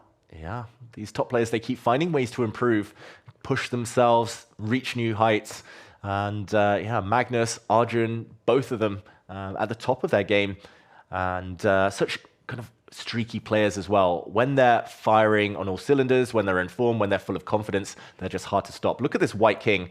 Magnus started by putting his knight on that square, on the h3 square. Now he's walked his king up to h3. This is surprisingly safe, still guarded by pawns. The white knight nearby as a bit of a guardian too. Black has no attacking pieces. That's why you can get away with this type of thing. But Magnus, you need to know the rules in order to know when to break them. And he's really exploring his creative side here. The black bishop in the meantime blocking any white pawns. That's a very classy move from Arjun Erigaisi. Suddenly the bar turns slightly better for black after this last one. Magnus may be realizing that walking with his king forward isn't getting any attack going. Maybe he'll try to push this pawn forward, kick the black knight backwards, but no obvious moves for Magnus. That's why he's burning time on the clock. Both players now under the 3-minute mark. Arjun Erigaisi defending extremely well. This is not the only big battle in round 5. Fabiano Caruana is right now in a winning position against Maxim Vachier-Lagrave, and Hikaru Nakamura is playing with the black pieces against Andrei Yesipenko. But this one, Magnus Carlsen against Arjun Erigaisi, 2 of the best players in the world. The bar is in the middle. Will we see a result in this game, though? Oh, this one's going to end decisively, almost guaranteed. Look at the black queen. What's she doing there? Looks like she wants to give checkmate, but she needs a bit of backup. She needs another piece to attack. She's infiltrated, maybe creating a pin on this first row. Magnus says, I don't care. Take my bishop, please, because then the white queen will just slide across, and it will be the black knight that finds itself pinned on this first rank. This is a crazy position. I've never seen anything like it. The knight does take a bishop. Magnus actually doesn't swing his queen across. He does the same thing, though, from a diagonal. He's going to take this knight back next. The knight is doomed because it has been pinned. Magnus now finding creative ways to stay equal, but can he find an advantage? That's the big question. Arjun just looks so calm all the time. He never changes expression. Winning, losing, you never know with Arjun Erigaisi. Yeah, he is a poker face right now. Remember, 11 rounds in each Title Tuesday, 5 minutes on the clock, no increment, and Arjun is down to 1 minute 35 seconds. He's 1 minute down on the clock. How nervous do you think he is on the inside, David? I think both players must be trembling on the inside, but they're both so well trained in maintaining that facade, keeping nerves hidden from the opponents, that they know they cannot show weakness. Neither side's backing down. Magnus initiated the fire by playing this weird, crazy opening, going on a king walk, pushing his king forward. Arjun's been fighting fire with fire. He wants to now push Harry the h-pawn forward, and just to make that white king feel a bit uncomfortable. Magnus could have taken that pawn. I'm very surprised he resisted that temptation before it was defended, now by the black rook. But this game could go any direction. 2 minutes for Magnus Carlsen, 1 minute 23 for Arjun. Oof. Normally I would favor the queen and knight. Queen and knight are so tricky, dream attacking combo, but here anything can happen. Magnus leaning forward. Can he keep up the speed? If Magnus can keep his extra 30 seconds, he's the favorite, but it's such a weird position. It's going to be tough to make any predictions here.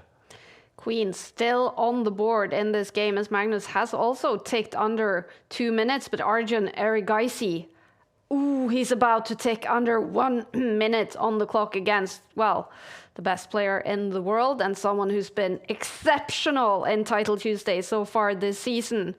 he's in trouble on the clock. But what's happening on the board? Yeah, it's getting even more complicated. Magnus is lining up some nasty checks, maybe from this angle, from the side. The Black King, we mentioned, never going to castle in this game. The rooks have moved. That king is destined to stay on some very precarious squares. Magnus, meanwhile, centralized knight, active queen, active rooks. We could see the rooks line up together. Where is the breakthrough? That is the big question. Magnus spending a bit too long on the clock, maybe, trying to find that way through. Now a trade of queens offered, blocked. Arjun Erigaisi, look at his queen as well, dancing in behind. That's the square the white queen starts the game on, but the black queen breaking through. Now the rook attacking the white queen. This is getting really scary for Magnus Carlsen. He's got to be really careful to defend this. Arjun's turning it in his favor. Better now, according to the bar. We see a rook trade. The black rook is going to now step up, guard itself, attack the white knight, which is offside. This game is turning in Arjun's favor. Not on the clock, though, as Magnus lifts his queen up one square. Oof. All bets are off. Arjun jumping in with his rook. He's gambling on a rook trade, helping him. But now it is the beautiful queen and knight combo. Magnus, he's now calculating whether he can take this pawn, kick the bishop back, and then push. Nope, he steps back. He's keeping his king safe. Magnus, I have a feeling, is going to try and win this game on the clock. He's just protecting everything. Everything defended by Magnus Carlsen on light squares. Can he win on time with a 10, 11-second advantage here? Magnus has also ticked under the minute, but Arjun about to have only 30 seconds left on the clock. He's looking calm as a cucumber, though, but Magnus, he's leaning forwards. He is looking a little stressed right now. Yeah, both sides definitely stressed. Now Magnus can decide to trade or not to trade. Does he take that bishop? He says no. Knights are so tricky at this stage of the game, especially when it becomes about flagging. When the clock's ticking down, Magnus better. Apparently, he's trying to get those queens off the board. There we go. Arjun banking on the fact that a queen trade might save him, but now the white king stepping forward. This pawn is going to be weak eternally, tying down the black bishop. It should be a draw with best play. There's just not enough pieces left. But Magnus has 10 extra seconds. He's got the knight as well. That's such an advantage when Blitz chess gets to this stage of the game. Look at this. He's just moving his king back and forth. Is there a way through for Magnus Carlsen? He panics. He freezes. He drops his knight back. He's going for the pawns. Arjun Erigaisi's defending. He's holding everything, defending so well, Arjun. Magnus is taking a risk, though. He's let the black king forward. It's a race. Whose king is going to take the enemy pawn first? And Arjun Erigaisi walks into a fork, blunders his bishop. Magnus takes the last pawn. Magnus Carlsen's about to make a new queen, and Arjun resigns. Wow, look at that. Magnus Carlsen wins on the board eventually in a dramatic game against Arjun Erigaisi. Magnus goes up to 5 out of 5. Arjun is stuck on 4 points after a big battle against Magnus. We have seen no emotion on Arjun's face in this game, but look at this, David. He's disappointed. Definitely. Arjun rarely betrays any emotion, but he was so close there. One accurate move at the end, it would have been a draw, at least for Arjun. But Magnus put so much pressure on the clock that, ultimately Arjun cracked. That's the difference at this level. Such small margins. In the end, it was only 2-3 seconds here and there. If Arjun had played slightly quicker earlier in the game, I think it could have been a very different result. But Magnus keeps going, finds a way, as he always does. This was round 5. Magnus Carlsen takes the win. He goes up to 5 out of 5. We can see Alireza Firouzja has also that perfect score of 5 points. So does Hikaru Nakamura. Sina Movahed, he's here again. Wow, Sina Movahed from Iran. He is on a perfect score, and so is Fabiano Caruana. All right, today is such an action-packed Title Tuesday. This is round 6, and we're gonna see again Sina Movahed against Magnus Carlsen, and this has given us some epic battles so far this season, David. It really has. This has been a clash of the titans, a name that might not be so familiar to those of you at home, but Movahed, he's moving ahead. And he's showing us that he's a force to be reckoned with, still a teenager. He's played the Spanish opening, the Roy Lopez, very classical stuff. Magnus has so much respect for his young opponent that he's playing, again, his best repertoire. Magnus only plays this when he knows his opponent is strong. It's the mainline Spanish, an anti-martial. That means there's no gambit here, no attacks. It's very positional, very quiet. Magnus loves to put his rook on this file in order to try and open up that line later. Magnus also loves to break open in the center when given an opportunity. But for now, this is slightly better for white. this type of opening has a great reputation, and Movahed must be happy with how the first few moves have gone. He's only 15 years old, from Iran. Movahed, rated 2580 in FIDE classical chess, as we see his screen. And we do like this view because he disconnected in a game against Magnus Carlsen, where he was about to win. We can see he is playing the game, he is logged on, and we like to see that. In Blitz chess, Movahed is one of the best players in the world on chess.com. 3,163 is his current rating, and he's better against Magnus Carlsen. Ooh, who looks annoyed. Yeah, Magnus not looking happy. I think that's because of the type of position he's got. It's not the type of fun position that Magnus got against Movahed last week. In their encounter in last week's Title Tuesday, Magnus said it was the most fun game he'd ever played in Title Tuesday. Magnus won that one with some sparkling tactics. Both sides played really well. They both tried to go for checkmate. Magnus ultimately came on top, but this is a much drier type of position. This is actually still well-known theory, I believe. Slightly better for white. This is the type of position Levon Aronian made popular with the black pieces. Magnus is trying to win a pawn. And Movahed, I call him Movahed. Movahed. Movahed. He's been such hot form recently that he won 2 Freestyle Fridays in a row. Wow. Only stopped in the final round of the most recent one by Hikaru Nakamura. It would have been 3 in a row for Movahed. But he's so quick, and he's very, very tactical. So I'm not sure whether he likes this positional type of fight. The one downside for black is weak pawns in the center, 2 doubled pawns here in the middle that can become targets a bit later. That's why Magnus is making those faces. He's like, it's not that bad, seen better. But the game goes on. Still early days here. Movahed needs to move quicker, though. That's the one thing. This is still opening theory. It's still relatively well known, and he's spent 2 minutes plus at this position. Oh, and then he moves his pawn, Movahed, with only 3 minutes left on his clock. He has won Title Tuesday in the past. He's got second places. He is really good in this format. We haven't heard that much about him in over-the-board chess, though, David. Is this a youngster, a teenager who specializes in online faster chess, or is it someone you expect us to also hear from in the more classical chess formats? Yeah, I mean, great question there. There's always a debate. There's some specialists like Dennis Lazavik, rarely plays over the board. And I believe still 2,500 something, which is a good Grandmaster, but not kind of elite level. But can compete at the top in online speed chess. Movahed, he wasn't a Grandmaster until a couple of years ago. He's been storming through the rankings. I believe that if he gets a bit more opportunity and plays these big tournaments, he's going to gain another 100 points very, very quickly.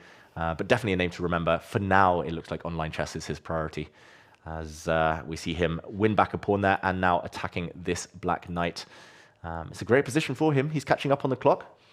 And we'll definitely have to remember his name if he takes down Magnus Carlsen here. Yep. A bit of bad luck the last 2 weeks against Magnus. Will it be third time lucky?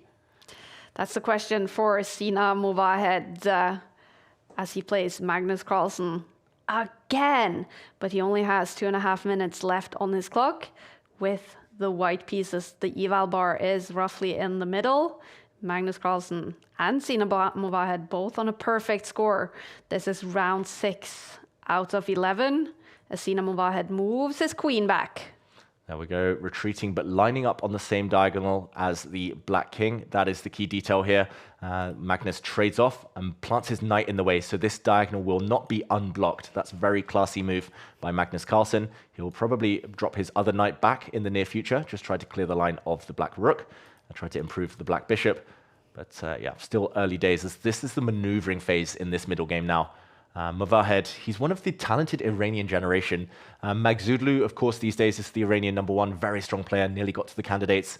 Firouzja was one of the initial Iranian prodigies who now plays for France. Movahed has a lot of idols, a lot of very strong speed specialists he has learned from. Magnus, though, is turning this in his favor. Look at this, slightly better for black now. The bar moving in that direction. The black queen can start coming to grab some pawns in the near future. This queen occupies an open line. The rook occupies another open line. No entry squares yet, but Magnus will enter when given an opportunity. As the white knight jumping. This is Magnus's type of position. Slightly better for white now, apparently, but Magnus is so used to them. He's played this type of position in World Championship matches. If I were Movahed, I would have gone for something a bit more crazy, aggressive, tactical. I believe that's the only way. We got confirmation, by the way, that Magnus did not roll a dice in this game. That's how badly he wants it. He didn't want to leave anything to chance with black. Wow. Magnus Carlsen. 2 minutes left on his clock. Meanwhile, in round 6, we have a big All-American battle between Hikaru Nakamura and Fabiano Caruana, number 2 and 3 in the world. Hikaru is much better on the bar with the white pieces right now. Fabiano Caruana, he's not the expert in online Blitz, but he is on 5 out of 5. Now up against Hikaru Nakamura in this round. Yeah, nice to see here. Fabiano playing. He's had some mixed words about Title Tuesday, mixed love affair, rarely winning it. I don't know if he's ever won it, Fabiano, but he's always up there and thereabouts. He's super consistent. But this position, in the meantime, talking of consistency, it's consistently been getting better for white just for the last few moves. Magnus Carlsen has to watch out. There's a big threat, potentially, of knight takes pawn with a check and the white queen swooping in on the diagonal, following up, riding into the holes that Magnus has left. He does not look happy, Magnus Carlsen, with how the last few moves have gone. The knight drops back, still some checks in the air. Magnus has to be on guard. Look at the clock as well. Suddenly, the world number 1 behind on time, not happy with how he's playing. This one is turning. This one, anything can happen, but Movahed has to keep the queens on. Do not get tempted to trade off, go into an endgame. Magnus Carlsen will outplay anyone in the world there. He needs to keep the queens on. Bring that queen forward. Go for the attack. Team up with your knight. That is the best bet. Movahed, what's he going to do? A queen trade, and that will backfire badly. That's what we're looking at right now, you guys. We're looking at the queens. With less than a minute on his clock, Movahed in the move, and he moves the queen, David. Good decision. There were other squares he could have chosen. Maybe that square was a better one to leave vacant for the white knight to use and to jump in with a check, but it's all important that he keeps the queens on. You do not beat Magnus Carlsen in an endgame. It's that simple. You beat him by checkmate, by tricking him, by confusing him. As we see the white knight jump in. He's sacrificed 2 pawns, though, here, Movahed, so he needs a big follow-up. He's looking at these sacrifices. Bishop takes pawn. Is that possible? There we go. He sacrifices a piece. Down to 32 seconds, though. Magnus takes the piece. And the big question is, can you take this knight? It might lead to a perpetual check. The bar is dead in the middle there. It means the position is level. If Magnus takes this knight, the white queen will check the black king forever. That could well just be a draw. But if Magnus doesn't go for that, he takes a risk. The white knight would have dropped him with a check. Here we see Movahed. Okay, he's using his rook this time. He's moving ahead with that rook as he threatens checkmate. He didn't want to just give checks. The black king is running. Magnus wants to run for the hills and hide behind his pawns, but this is getting more complicated by the second. Movahed needs to move. 22 seconds. This is it, Kaya. This next few moves will decide everything.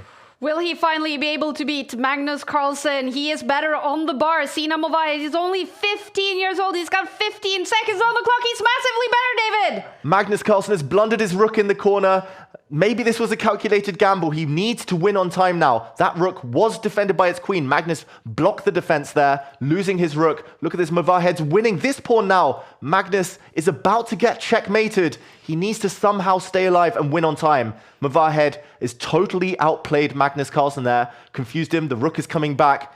A rook and 3 pawns against knight and 2. It's a huge material advantage, but the clock has gone red. 9 seconds for white. Is that enough? The clock ticking. The checks continue.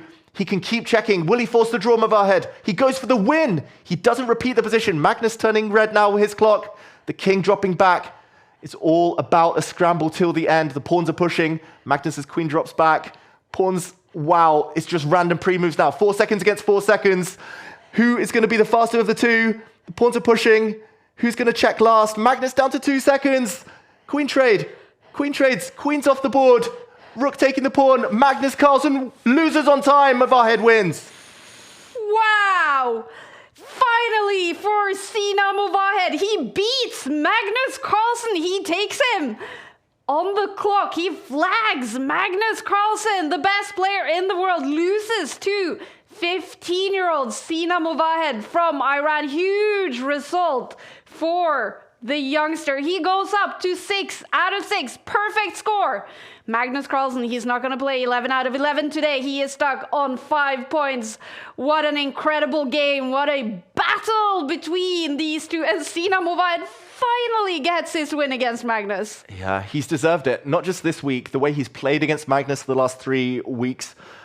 I'm still catching my breath, Kaya. That was crazy. I didn't know who was going to win on time, but Movahed, he was so clever. He had some pre-moves. He gave up his rook with a check, slowed down Magnus by half a second, and that half second counted in the end. That was so close. Movahed is a name to remember. Exactly. Remember his name, Sina Movahed, but we have no time to rest. Sina Movahed has no time to rest, jumping straight into round 7.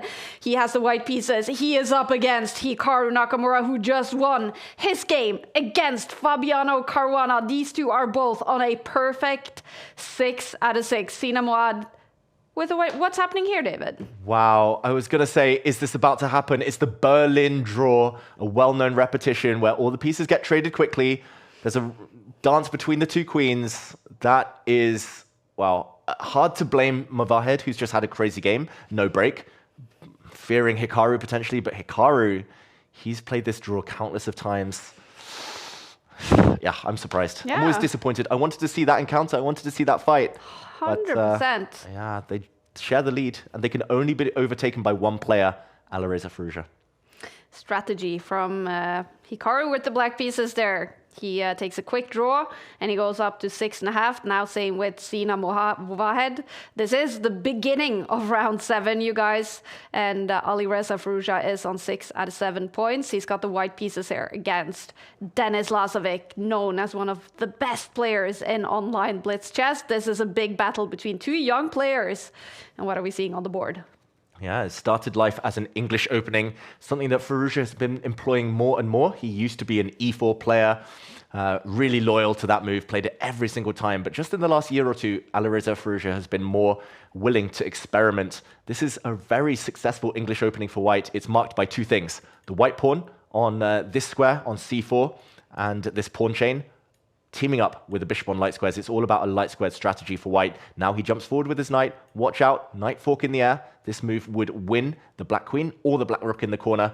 And this has been a great opening for Alireza. He's still a young player in his own right, but facing someone even younger here, he's tried to make it as strategic, positional as possible against Denis Lazavik. Denis Lazavik, 19-year-old from Belarus. He is number 150 in the world in classical over-the-board chess, but Denlas, his nickname on Chess.com, is a feared man. His online Blitz rating is 3,205, number 9 in the world. And here he is, Denis Lazavik, one of the best players when the clock is ticking fast, just like Alireza Firouzja. Do you think this is a battle that will go down to seconds, David? If it does, we're in for a real treat. Yeah. These two, they have some of the fastest kind of mouse skills out there. That is for sure. I think Firouzja may be slightly the faster of the two, but Denis Lazavik, I've seen him win some crazy time scrambles. But whether he gets there is the big question for Lazavik. He's not moved in ages. There we go. He finally moves his queen out the way. That cost him almost a minute. So Alireza has a small time advantage now. And the white knight can still jump in, still threaten that rook in the corner, still threaten the pawn. Looking very good for Alireza right now. He's done everything right. Denis Lazavik looks like he's in a hotel room. Not sure where in the world he is. I know where he plays. I know his home camera so much from having commentated on his games. I think he's in a hotel. Maybe that's put him off his stride. Maybe lost a bit of routine there. Yeah, and is he about to play some other tournament? Who knows? Denis Lazavik, he's won Title Tuesday 12 times in history. One of the best players in this format. Alireza Firouzja on 6 points with the white pieces better on the bar. Yeah, in the meantime, this last move, slightly chaotic from Denis Lazavik, maybe slightly panicky. He's trying to open up with this pawn push his bishop. This bishop is a bit of a sniper in the corner. It's got the rook in its sights. If the black knight is ever able to jump out the way with tempo, that rook would be hit. So Alireza shuffles it out the way. A bit of a trade there first. Long-term, white is doing extremely well here. This is an isolated pawn that's likely to drop off. No friends around it. It's no longer COVID. You don't have to isolate. This pawn is definitely doomed. But can he create some attack in the meantime, Denis Lazavik? He wants to go for the white king somehow, but hard to do so.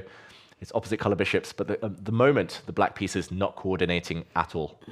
Alireza Firouzja, of course, played in the final in the esports World Cup this summer against Magnus Carlsen, playing for Team Falcons. He lost the final, but he played some impressive chess, and he scored 5 points so far on the Champions Chess Tour standings. He's in 7th place right now inside the esports World Cup, but it's a long way to go. We're going to play the autumn split, the winter split, and the spring split before it's decided the 12 players that join Magnus Carlsen to the esports World Cup 2026. Yeah, and he's definitely prioritizing Title Tuesday, the esports circuit here, Alireza. He's been in the news today a lot for his decision not to play in the World Cup. Yeah. That means Alireza will not be in the candidates tournament, barring a miracle. So he's very much focusing on speed chess, on time formats he enjoys. Very interesting decision there that a lot of people have been critical of. But he knows himself, he knows his kind of preferences. Right now, I was going to say the bishop attacking a knight, the bishop takes a pawn. Both players taking pawns near the enemy kings. And suddenly, it's another case of not trading queens. Watch out. Anyone who's been doing Puzzle Rush online, anyone who's looked at any checkmating patterns ever, will recognize a queen and a knight lined up on a diagonal with a king stared down like this means only one thing. Smothered mate ideas are in the air. The black knight only needs to jump out the way in any direction, and the black queen will deliver an X-ray check against the white king. This could be terminal. Is Alireza planning to move his king up 1 square? Is he just going to try and continue trading queens? Big moment. Alireza Firouzja could be in trouble here if he doesn't find the right moves. Less than 2 minutes on the clock. 5 minutes, no increment. That's the format in Title Tuesday. And we can see Alireza bopping his head, getting a little tense here. Meanwhile, Lazavik, he seems quite calm. 1.5 minutes left for the Grandmaster from Belarus. Big battle between 2 young players. Yeah, and suddenly Alireza has been the one freezing. He's been in the think tank for a while now, trying to solve this dilemma of the queen, the knight, and the king. All about one diagonal, all about the dark squares. That's the only important thing in this position. He needs to find a solution. He tries to trade queens now. One of the options I did mention, but it cost him way too much time on the clock, and there we go. Queens disappear, a pawn disappears. Is this going to guide the game towards a dead drawn ending? Will we see everything get traded off now? It's opposite color bishops. Watch out. There's a big threat of the black bishop coming to the board with a check, hitting the white rook as well. If I can draw my arrows correctly, that would win the white rook. There we go. But that can be prevented by the white king moving, the white rook moving. And Alireza, he's got to speed up, though. He is the only one who can maintain the 100% score. If we're going to see 11 out of 11 this week, it's got to be him. But 42 seconds, still with enough pieces on the board to cause confusion as well. I think Denis Lazavik is going to try and shift gears now and try to flag his French opponent. Wow. Yeah. This is the moment, you guys. Alireza Firouzja is under 1 minute, and Denis Lazavik about to tick under 1 minute. Will this be a scramble with red clocks, or will it be a draw? It's up to Lazavik, I guess. Very much up to Lazavik. If he wants to draw now, Denis Lazavik, he'll probably just take this pawn off the board, and then he'll bring his knight back and say, it's a fortress. There we go. He plays the safer line. He could have kept that pawn alive, taken a bit more risk. Now we're going to see a dead drawn endgame, but will we see the players try to flag each other? Firouzja now, if he trades rooks, then that would have been a draw on the spot. He's trying to win this game, Alireza Firouzja, despite having 13 seconds less than his opponent. Wow. Alireza is trying to win this game. He's attacking a pawn now. It's the most drawn endgame I could ever imagine. It's so dead level. And Alireza has less time, but he refused to repeat the position. He's trying to win. This is crazy. Alireza Firouzja, I mean, it's opposite color bishops. Rooks off the board, draw. Pawns off the board, draw. Bishops off the board, draw. Everything is a draw. It's all about the clock. I think we need to strap in our seatbelts because this one might be a bit of a race to the finish. Alireza Firouzja wants to score 11 out of 11 for the first time ever. He's never, ever done that. And playing like this, he is fighting for his 7th place to go 7 out of 7. But okay, clocks are ticking. Now it's Lazavik.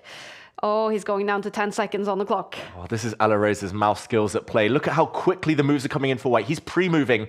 Every time we see a move, just shoot so fast on the board. He's pre-moving. Look at this. He trades a set of pawns. He's created a pin. He's winning a pawn, Alareza Firouzja. And now, if he keeps the rooks on the board, he should have winning chances. Denis Lazavik down to 5 seconds. The clock goes red. He needs to keep the rooks on the board, Alareza. Otherwise, it's a dead draw. He's going to check black. No way Lazavik can pre-move. He's got to be wary of checks. 3 seconds, 2 seconds. It's going to be clock again deciding this game. He blunders his bishop, Denis Lazavik. That's going to be the end for him. The clock is going to be the clincher, though. Alareza Firouzja wins on time, 7 out of 7. Wow, look at Alireza Firouzja. He is so calm. Massively better. He wins on the board and on the clock against Denis Lazavik. Look at that. Alireza Firouzja playing for France. Big decision today to not play World Cup. He's showing us that this is what he wants to shine in. He is one of the best players in online Blitz chess. Title Tuesday, he's going for the esports World Cup. Impressive stuff by Alireza Firouzja. Do you think, because of the news today, David, that he's just super eager to show everyone that he can score those 11 out of 11 in Title Tuesday? Yeah, I mean, he was a man on a mission there. That was, I've got to say, ruthless. That was heartless. Like, he did not care about the fact it was a dead drawn position. He was down a few seconds as well, Alireza Firouzja, but he knew his skills. He's so good at flagging, so good on this thing, so good on the mouse. And yeah, poor Denis Lazavik, there was not much he could have done. But that's how much Firouzja wants it. And how much Firouzja wants it will be apparent in this game. Oh, here we go. No time to rest. Round 8 is starting. And we have a big battle. Hikaru Nakamura with the white pieces. He's on 6.5 points. He's up against Alireza Firouzja on that perfect 7 out of 7. Black pieces for Alireza Firouzja. All right, what are we seeing on the board, David? Ooh, we see the dreaded Berlin defense. This is the exact opening that Hikaru had when he was black in the last game, and it was a quick draw. Hikaru spending 30 seconds now. Oh no, it's going to be the same draw again. Hikaru doesn't even want to play a game against Firouzja. Why is Hikaru doing that? He's half a point behind his opponent. Game over before we even got into the heart of it. Disappointing. Oh, that means Alireza Firouzja as well will not score 11 out of 11 today. He will be in the lead now, though. 7.5 points. Hikaru on 7 points. Hikaru with the white pieces there takes this to a draw. So we're jumping into this one. It is Drigalov with the white pieces against Movahed, both on 6.5 points. Both of these still fighting to win Title Tuesday Game Week 4. Yeah, win for one of these two would propel them into a joint lead. This is all important. This is the second board. And Drigalov against Movahed, one of the stars of today. Movahed, other than that draw against Hikaru Nakamura, the famous Berlin draw, the dreaded Berlin draw, he's been perfect. Nice to see Drigalov's microphone. That's one of the coolest microphones I've ever seen. Yeah. Looks super chilled. His position looking very nice as well, full of potential. If you look at the white knight, beautiful. Look at the white pawns, very nice as well. This is the King's Indian defense, something that Movahed used last week against Magnus Carlsen. Didn't work that time, hasn't been working again. White has a huge advantage. All he needs to do is push this pawn forward. There we go, step 1. Next, he's going to bring his bishop forward. Maybe after a trade of knights in the near future, he defends his own knight. This bishop is going to be a real beast. And black's pawn structure looks cool, but probably isn't what he wants. Movahed in big trouble. Massively better. Sergei Drigalov from Russia, 26 years old. He is also one of the players rated above 3,000 on chess.com, Blitz chess. He's played 2 Title Tuesdays so far this season. His best result was 8 out of 11, which earned him 23rd place last Tuesday. He's won Title Tuesday once in his career. Maybe it's going to be the second time today. If he wins this game, he's going to go up to 7.5 points. It's looking good for him. It's looking very good for him. I've played Drigalov many times, including in Title Tuesdays, and he's a very dangerous player. Often it looks like he's not doing much, and then suddenly he'll change up everything and out of the blue hit you with an unexpected move. Here, he's been doing everything smoothly, 1 minute up. Look how strong these 3 white pawns are. Any of them could advance at any moment, and each of those would pose different problems to black. First, a rook trade. I think Drigalov shouldn't be too afraid of that. He's guaranteed almost at some point to bring his bishop out to stare down the black king. Maybe the white knight will move out the way at some point to support a pawn push. So many options for white. That's why he's settling in for a long think now. The computer thinks massively better, almost winning, because this black bishop is so bad, cannot get out. The rook in the corner, bad, cannot get out. The black piece is still asleep. That's why white has a big advantage. Sina Movahed, of course, in round 6, got that huge win against Magnus Carlsen. And Magnus, he went on to play a draw in his round 7 game. So Magnus is falling behind in the fight to win Title Tuesday Game Week 4. It is about these two players, but also Alireza Firouzja, Hikaru Nakamura, and some other players. Magnus Carlsen, he is, of course, on 5.5 points. It's not over. But it's going to be tough for him to win 3 in a row.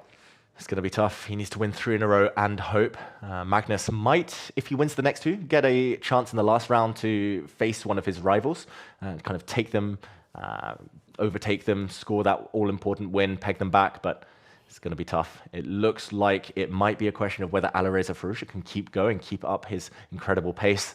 I think Firouzja is going to be loving the fact he gets a long break now as well. Yeah. That quick draw against Hikaru, black against Hikaru, to get out of that one alive in 30 seconds and to get, what is it, a 10-minute, 15-minute break. It's going to be nice for Firouzja, who's a big favorite now. But in the meantime, a pawn has been captured. And normally what you would do in these types of positions is push this pawn forward. Push it forward 1 square, just try to promote. Taking this pawn, not necessarily the only way forward. Maybe it's strong too, you open up a rook. But this pawn, the C pawn, will be defended by its knight, will be defended by its rook. And look at this, Drigalov goes a different direction. That's a very interesting move. He's trying to threaten a capture of rooks and then to drop his knight in with a nasty fork. This is laced with tactics. That is a poisonous move from him there. The knight, the queen, the rooks on the open lines, those are the attacking pieces he's relying on. And it's looking very, very scary for Movahed here. A lot of temptations then in the positions for Movahed, and he has to stay away. Stay away? I don't even know what to touch. He trades off the rooks, but look at this. If you take this pawn now, the white knight jumps out the way with a check, and when the white knight jumps, the queen will drop. So you cannot touch those pawns. That's a very controlled move from Movahed there. He tries to block everything, defend everything with his bishop, but this rook in the corner is hit. Not only that, but rook takes bishop as a threat due to a pin in the center. Movahed in huge trouble. Drigalov could join the lead, could join Alireza Firouzja on 7.5 points. Look at this, and he's looking so calm. Sergei Drigalov with 2 minutes, 23 seconds on his clock, and Movahed is ticking down. Will this be over on the board before we even see those red numbers, David? Yeah, this one is almost immediately over. He's calculating now, Drigalov, whether he can take this bishop untouchable due to a pin in the center. The black queen would drop if that rook is recaptured. I think it's safe. You might have to do some last-minute checks there. There are some counterplay ideas that Movahed is trying to initiate, but the white king is just going to sit in the corner. It's not even going to recapture any pawns. It looks like that move is winning. There's also a rook in the corner you could feast on. Movahed in big trouble. He's bluffing. The bluff is called by Drigalov. He's a full bishop up now. This might be the final few moves of this game. Movahed in huge trouble. The fairy tale is about to end. He's been on a high, Sina Movahed, since he beat Magnus Carlsen in round 6. That was a massive result for him. Struggling here, though, in round 8.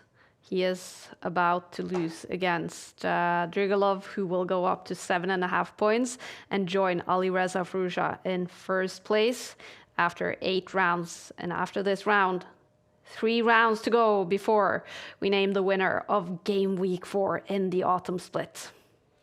Yeah, a capture of a pawn. It's tripled pawns for black. Look at how they're all lined up, all queuing up to try and deliver a check, but the white king super safe in the corner. This last pawn push not creating any threats. The white rook can simply move. It can run away from any potential attack. You can even take this rook in the corner. You can even just take a pawn with your queen. Every move is winning for Drigalov here. All danger is gone. He's a full bishop up. No tricks at all here. Movahed is about to lose this game. I wouldn't be shocked if he resigns in a few moves. The white king too safe in the corner. One final trap. He's trying to give a nasty check in the corner, but that won't cut it. Drigalov is about to give checkmate. The black king is the one that's going to die first. This is going to be game over. Movahed about to resign. Drigalov, what a powerful performance. Never in doubt. Here he can win in any way he wants. He can trade queens. There we go. No checkmate to end this game, but when the queens are gone, this rook in the corner drops off. That's going to be the final move. Movahed is about to resign. There we go. Any second now. Breathing out. Oh, he plays on? Yeah. I keep looking at his camera to see if he actually hits the resign button. There it is. It's over. It's a win for Drigalov. He celebrates. Look at that. Super happy about that performance. He takes the win. He goes to 7.5 points. It's a loss with the black pieces for Sina Movahed, who is stuck on 6.5 points. This was a big battle for the players fighting to win Title Tuesday Game Week 4. We now have 2 players on 7.5 points, Alireza Firouzja and Drigalov. And then on 7 points, Hikaru Nakamura. This is still round 8. Sarana, who won Game Week 1 up against Muradi. Yeah, very interesting position, this one. It looks like it's come from another King's Indian defense. So one of the openings of the day, a very fighting opening that normally leads to chaotic positions. Opposite side castling with the White King super safe, the Black King not safe at all. This is going to decide the game. There's going to be a skewer, a pin on the back rank. And okay, first he takes a timeout to even gobble up a pawn Sarana. 20 seconds against 10 seconds. Clock turning red, but not enough for Muradli. Sarana takes the win. He, controlled that last game so nicely. Sarana, he takes it, and he goes up to 7 points to join Hikaru. Fabi, Minle is also there, and Naroditsky. Okay, some big names on 7 points. This is far from over, you guys. We still have 3 rounds to go, and the players are fighting for the win. Magnus Carlsen is stuck now on 6.5 points. What chances do you give Magnus now to winning Title Tuesday Game Week 4? Slim chances. The fact that he's not even the top of his score group, so the fact that Magnus is the third of the players on 6.5 means his tiebreak isn't as good as some of the others. And we settle kind of level scores on tiebreaks. It's about how your past opponents have done. Magnus dropping a bit more there. He'll need to win his last 3, but 9.5 might not be enough to win it this week. It might be another week where 10 is the magic number. And I think Firouzja is a big favorite now. He's going to play against Drigalov in this next round. May the best man win. But the likes of Hikaru, Fabiano, they're poised, ready to pounce. Exactly. We have so many of the top players fighting here in Title Tuesday Game Week for you guys. There's a little technical break now. We're going to keep talking, though. We're going to go through some of the action that's been happening. But the big question is, of course, who's going to win Game Week 4? Here we go.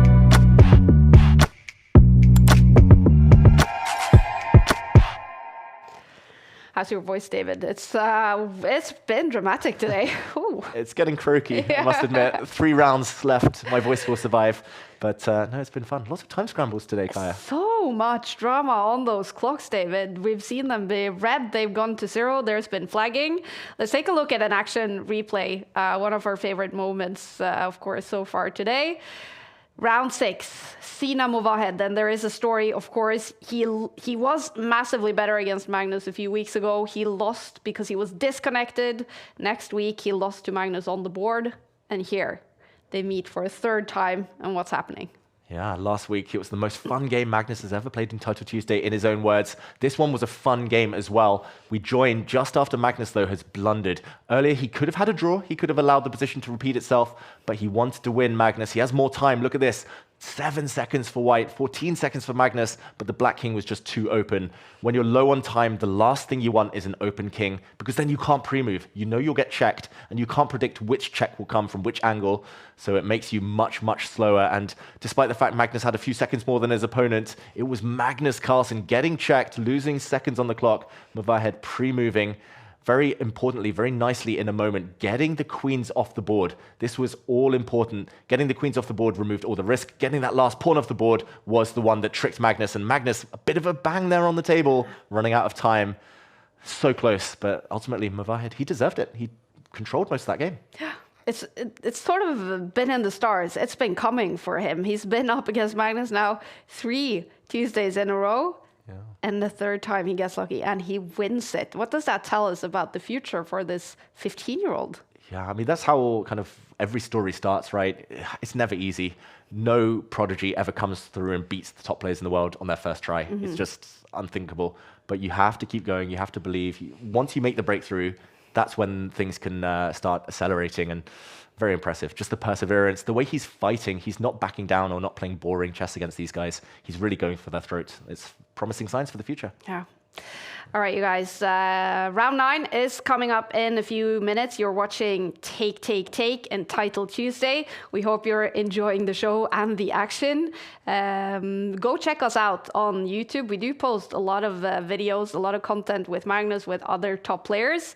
And here is a little bit of a look at what you can expect on the Take YouTube channel.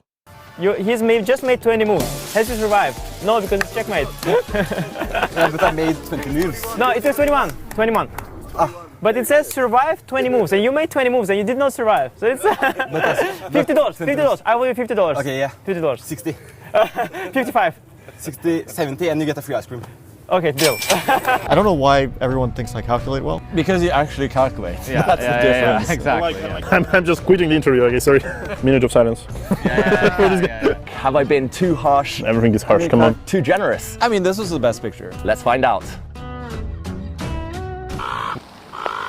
He's here, in a school gym on the outskirts of Oslo, facing an opponent he hasn't played in a decade. His former coach, Simon Agdestein. Just playing the games is, like, regardless of setting, it's nerve-wracking. So much juicy stuff on the Take YouTube channel. Go check it out. Please follow us and like the channel if you like what you see. We're getting ready now for round 9 here in game week 4 with Alireza Firouzja on top of the standings. Hikaru Nakamura is streaming. We see Arjun Erigaisi finally joining us. It's the first Title Tuesday he plays this season. And of course, Lazavik and Drigalov. A lot of players are streaming Title Tuesday, you guys. Never forget that. One of them is Simon Williams, the Ginger GM. He's actually streaming from the Dave Cave here at the Take offices. Look at that, with his mushroom shirt in the streaming room next to Magnus Carlsen. And Simon is on 8. Where is he? He's on 5 points so far. Simon Williams. Is that a good score for him? Yeah, he's on a 5-game winning streak. Really? Or at least it looks that way. Or, okay, I don't have his 4th result in here, but he's won a few games in a row now. Okay. And it was a slow start. He lost his first 2 games, but he's finding the pace. Simon, on a streak. You can check out his stream on his Ginger GM channels. Always entertaining, you guys. I also noticed Anna Crumling is playing today. I'm trying to find her here on the standings.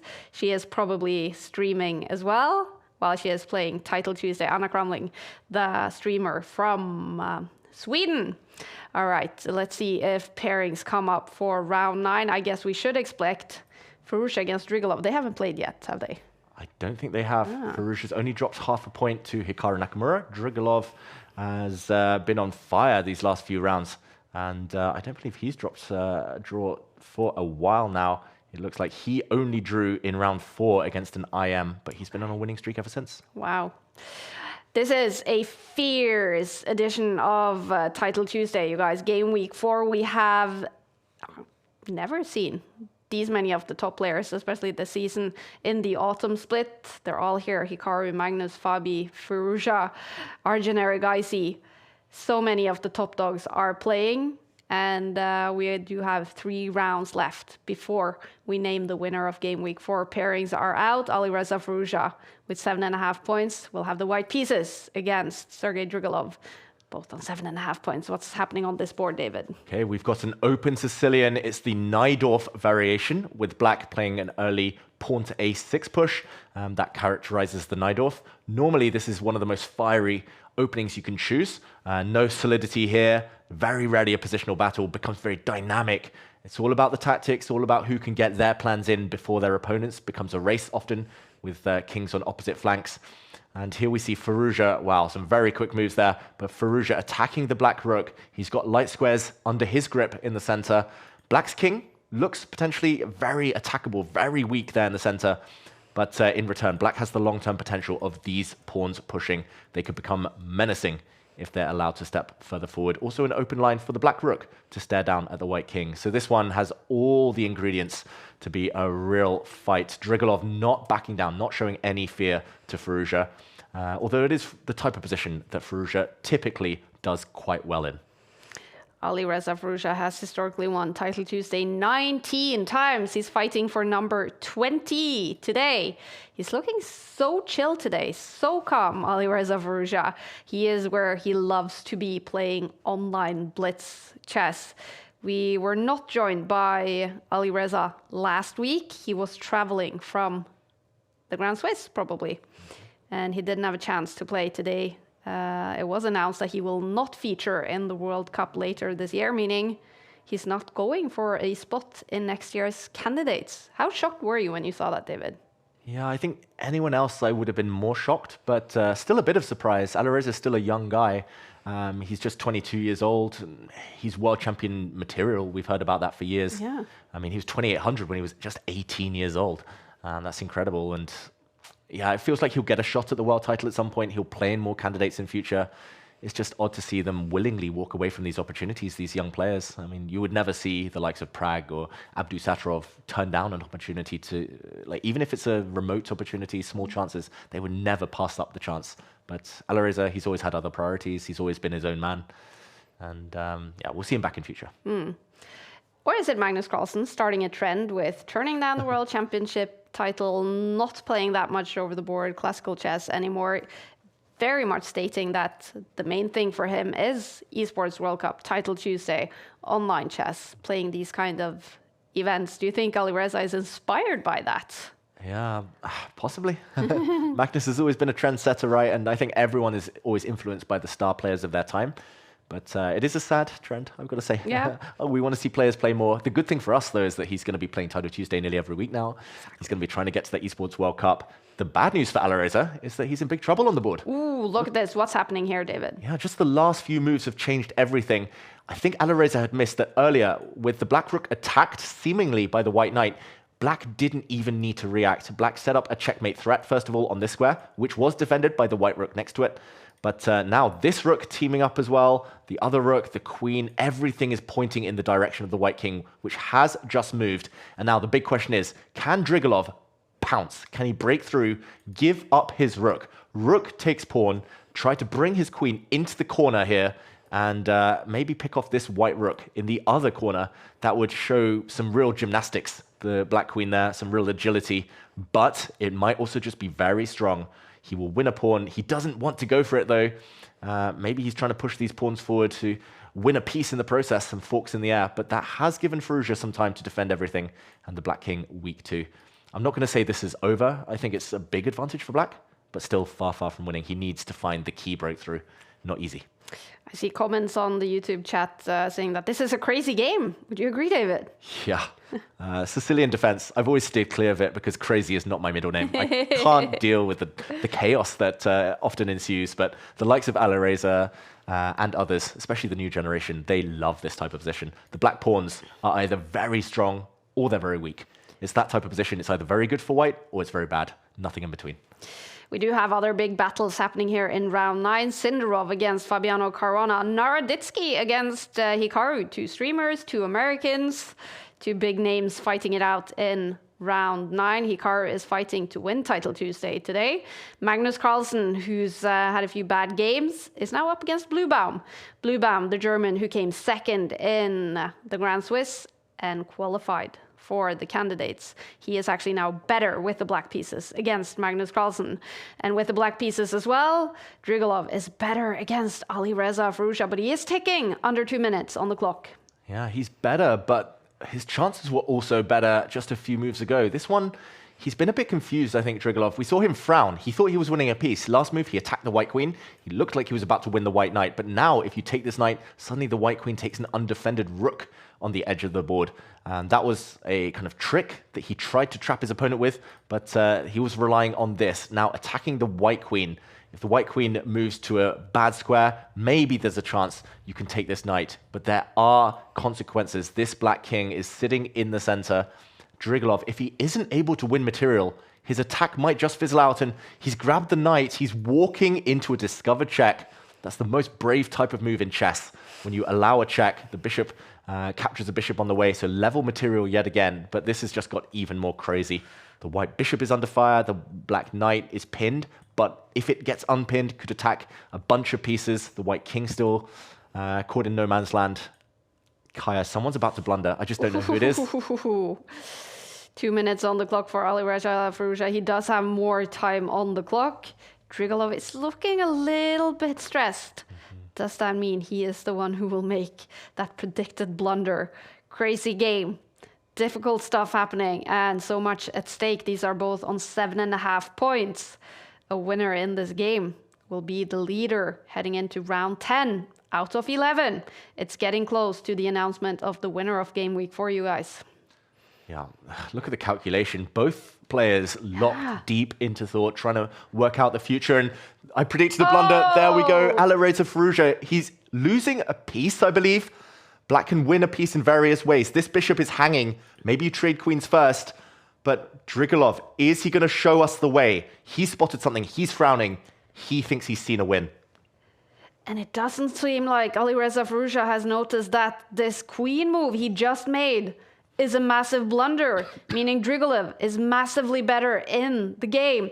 Drigalov, look at him. He is studying the position. It definitely looks like he senses something, but he blunders back, David. He blunders back. There were so many tactics in that position. Maybe trading queens first was the way forward.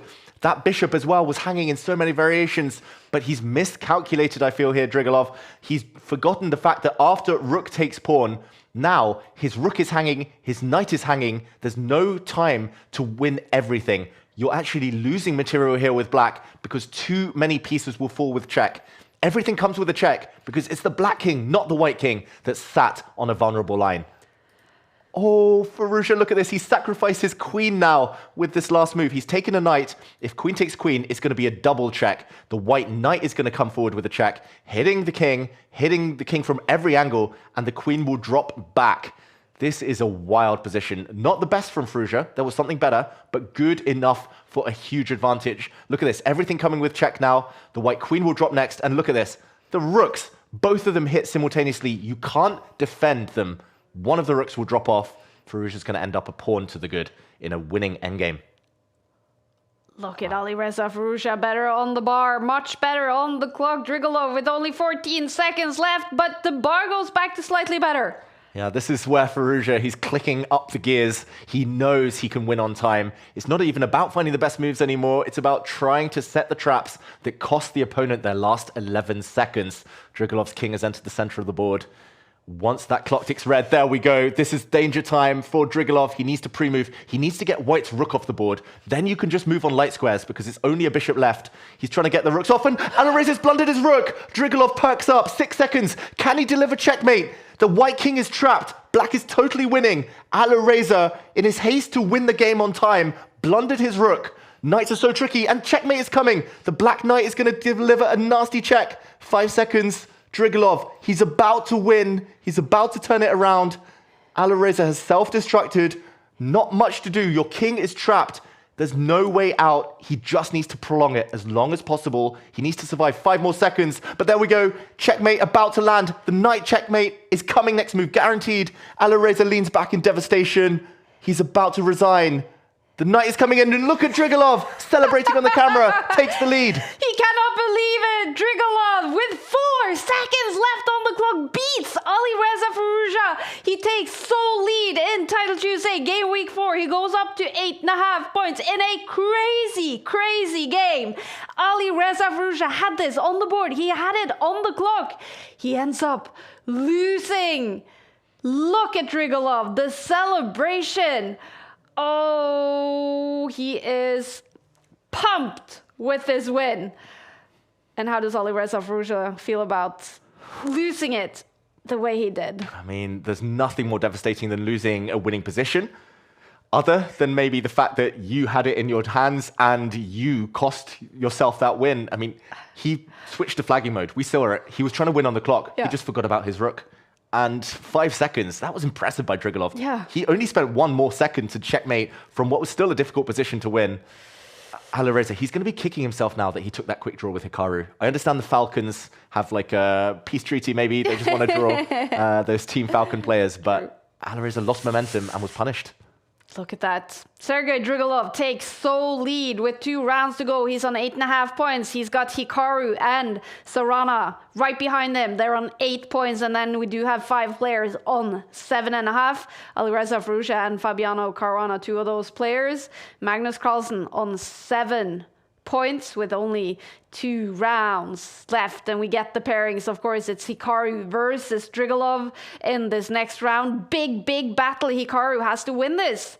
He has to win this to overtake Drigalov on the standings. He has the white pieces. All right, let's go, David. Yeah, let's go. And Drigalov is definitely feeling pumped in this game. He gets 2 blacks in a row. That's slightly unfortunate in the pairings. That's because both players would do the white pieces. And I guess Hikaru had also had some blacks in the previous rounds. Drigalov, he's going to have to do it the hard way if he's going to win this tournament. Black against Firouzja, black against Hikaru. Doesn't get much more difficult than that as he plays another Sicilian. The moves come in thick and fast. This time, Hikaru's playing a much less chaotic variation. He's playing a closed Sicilian. He's got 2 pawns established nicely in the center. He's trying to keep the pieces on the board, keep the tactics far in the future. I think that's a good strategy against someone as dangerous as Drigalov. We saw it there, how kind of speedy he is, how sharp he is. And this looks fantastic now for Hikaru. The black bishop dropping back. The white pawns can push at any moment. This is a dream opening for Hikaru Nakamura, who's ready to leapfrog his opponent with a win if he gets it. Sergei Drigalov, he's won Title Tuesday once in history. He's up against Hikaru Nakamura, who's won it 106 times, trying to win it for the 107th time today. With 8 points, he needs to win against Drigalov to overtake him on the standings. He is better on the bar right now, Hikaru, and he looks like himself. His head is bopping. He looks like he's in the mood. He's in the zone. He's streaming. He's talking. He's playing fast. Good moves coming in. This could be Hikaru Nakamura's day. It could be, and Hikaru does these things. He's a very practical guy. He's a very practical player. That's why he's kind of using the system to kind of gain those games, gain those rating points to qualify for the candidates. That's why he's played 2 rounds fewer than everyone else here. He took 2 quick draws. He's had long breaks, so he's full of energy. He's going to be feeling this moment, and I'm being told that earlier on his stream, Hikaru Nakamura, he said he took that quick draw against Firouzja because he wanted an easier run at the end. And all about tactics. All about tactics. Is he going to be eating his words? Drigalov, no pushover, of course. But then again, with white, kind of on paper, this is a dream pairing for Hikaru. He's got a great position as well, as now he traded a set of knights, pushing forward his bishop. He's trying to push these pawns. And there we go, Drigalov closing the center. Still a nice position for Hikaru. More time on the clock. Much better, says the eval bar, because he's got more space now. This pawn pushing forward into the center. I'm expecting the black knight to try and at least jump to an active square. But yeah, Hikaru, I've got to say, it looks like he's getting the job done. Great start. 1 extra minute as he offers to trade off the remaining set of knights. It's going to be all about the rooks, bishops, and queens, the long range pieces for the rest of this game. Drigalov is in sole lead heading into this round 10 with his 8.5 points. We have 2 players on 8 points, Hikaru Nakamura and Alexei Sarana. Sarana is now playing against Alireza Firouzja, and he's much better. Right now, Sarana is much better against Alireza Firouzja. If he wins that game, he's going to go up to 9 points. This is far from over, you guys. Who will win Title Tuesday Game Week 4? It could be one of these 2 players. It's not going to be Magnus Carlsen, probably. He is now playing round 10 against Andrew Tang, and Tang, the Penguin, is much better against Magnus in that round 10 game. But in this one, these 2 are fighting to win Title Tuesday Game Week 4. Hikaru Nakamura is thinking he has much more time on the clock, 1 more minute than Drigalov. Yeah, and I think this is, again, Hikaru using all of his experience. He knows where he thrives. He knows the type of positions he likes. He knows a bit about Drigalov. They've played each other many times online, so he's made it very quiet, very positional. It's all about squares, not necessarily about the tricks and tactics. And the key reason white is better here is because of this square. If you push the black b-pawn back 1 square, control the white knight from jumping, it's just dead level. But this white knight is now a beast, paralyzing the black army, attacking the queen in the process. The black knight is a bit offside as well, could get trapped. So this is a huge advantage for Hikaru Nakamura, and no risk as well. It's not the type of position where you blunder. We said it earlier, that was the type of position where someone's about to blunder. It's just about who makes the last one. And this time, it's going to be tough for Drigalov with just 2 minutes to solve all of his problems. But Drigalov, if he's learned something today, is to never give up. He's had some really good results, even if he's been worse on the board. Oh, but massively better now for Hikaru. Is this a blunder by Drigalov? Yeah, it's a huge tactical blunder by Drigalov. He's forgotten that after this next flurry of moves, first he has to deal with the problem of his knight. But once he saves his knight, for example, by trading off the bishops, we'll see this unfold. Hikaru will now take back that bishop, and when the knight saves itself, whoops, knight fork. The white knight is jumping in, and there we go. It's a fork, hitting the queen, hitting the rook. Hikaru Nakamura is about to calmly, very powerfully take the lead. This is why Hikaru's decision earlier was so impressive.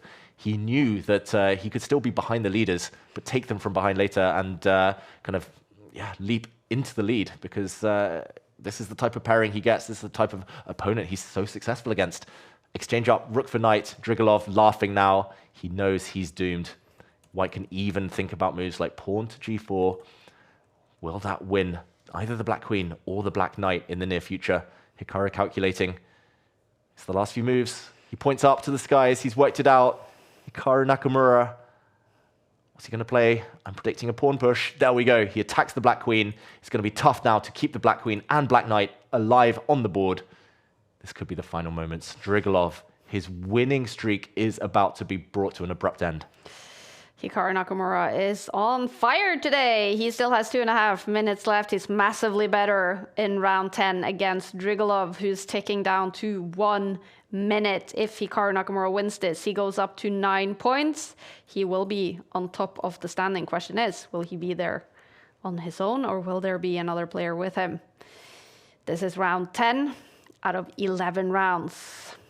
Yeah, he's back. Either way, Hikaru Nakamura, he's playing more aggressively, playing more purposefully, no more passive waiting around for the opponent to blunder. He was the one who took the bull by the horns in this game. He won that black knight, as we predicted just there. The black queen gets herself out of the danger zone, but it's a full rook up for Hikaru Nakamura right now. Black only has 2 pawns in return, but the pawns are meaningless. Queen trade is going to decide this game. Drigalov looks ready to resign. The pink microphone will not be leading to any more colorful play for the rest of this game. Queen's off the board. Extra rook for Hikaru. This is just a matter of seconds before this game is over. He's going to be winning with the white pieces. He's going to have a great shot at coming first, Hikaru. He might have blundered that pawn. I think he forgot about that, but it's all about the rooks, not about the pawns anymore. Hikaru Nakamura on fire. He's back. We've been wondering, where is Hikaru Nakamura first 3 game weeks in this new Title Tuesday format? He hasn't been on the podium, but look at this. Hikaru Nakamura is definitely back. He's streaming. He's winning. He takes the win. Sergei Drigalov there, blundering his second rook. But we jump into another game, which is so important for the standings. Sarana against Firouzja. The clock tells one story. The board tells the rest of it. I don't believe here that Sarana has enough compensation. He's a full rook down. He's a full 50 seconds down. There's no checks.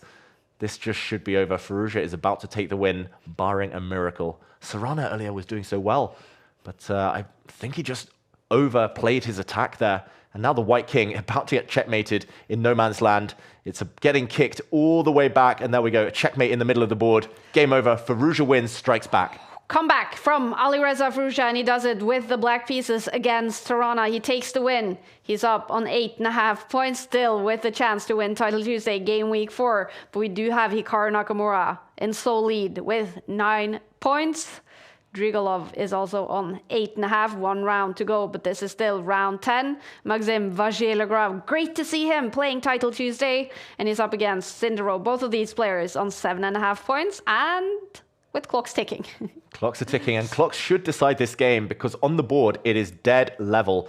It should be a draw. White has an extra knight, but white has totally run out of pawns. And if the rooks come off the board, the game is immediately drawn. Sinderov now with a time advantage. Only Sinderov can win. The game is declared a draw if white wins on time with just a knight. A knight cannot give checkmate on its own. So it's Vagier-Legrave fighting for his life, fighting for the draw. Should be able to hold it against these pawns now. He's going to give a check.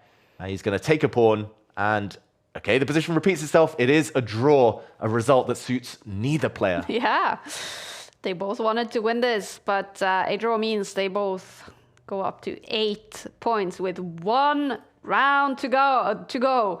But still, games happening here in round 10. Fabiano Caruana is playing. The bar just jumped up for him. Is he winning this round 10 game against Madavi? Bluebaum maybe winning against Magzodlu. Magnus Carlsen has won his round 10 game against Andrew Tang, meaning Magnus is now on 8 points together with a bunch of players. All right, it's gonna go down to the final round.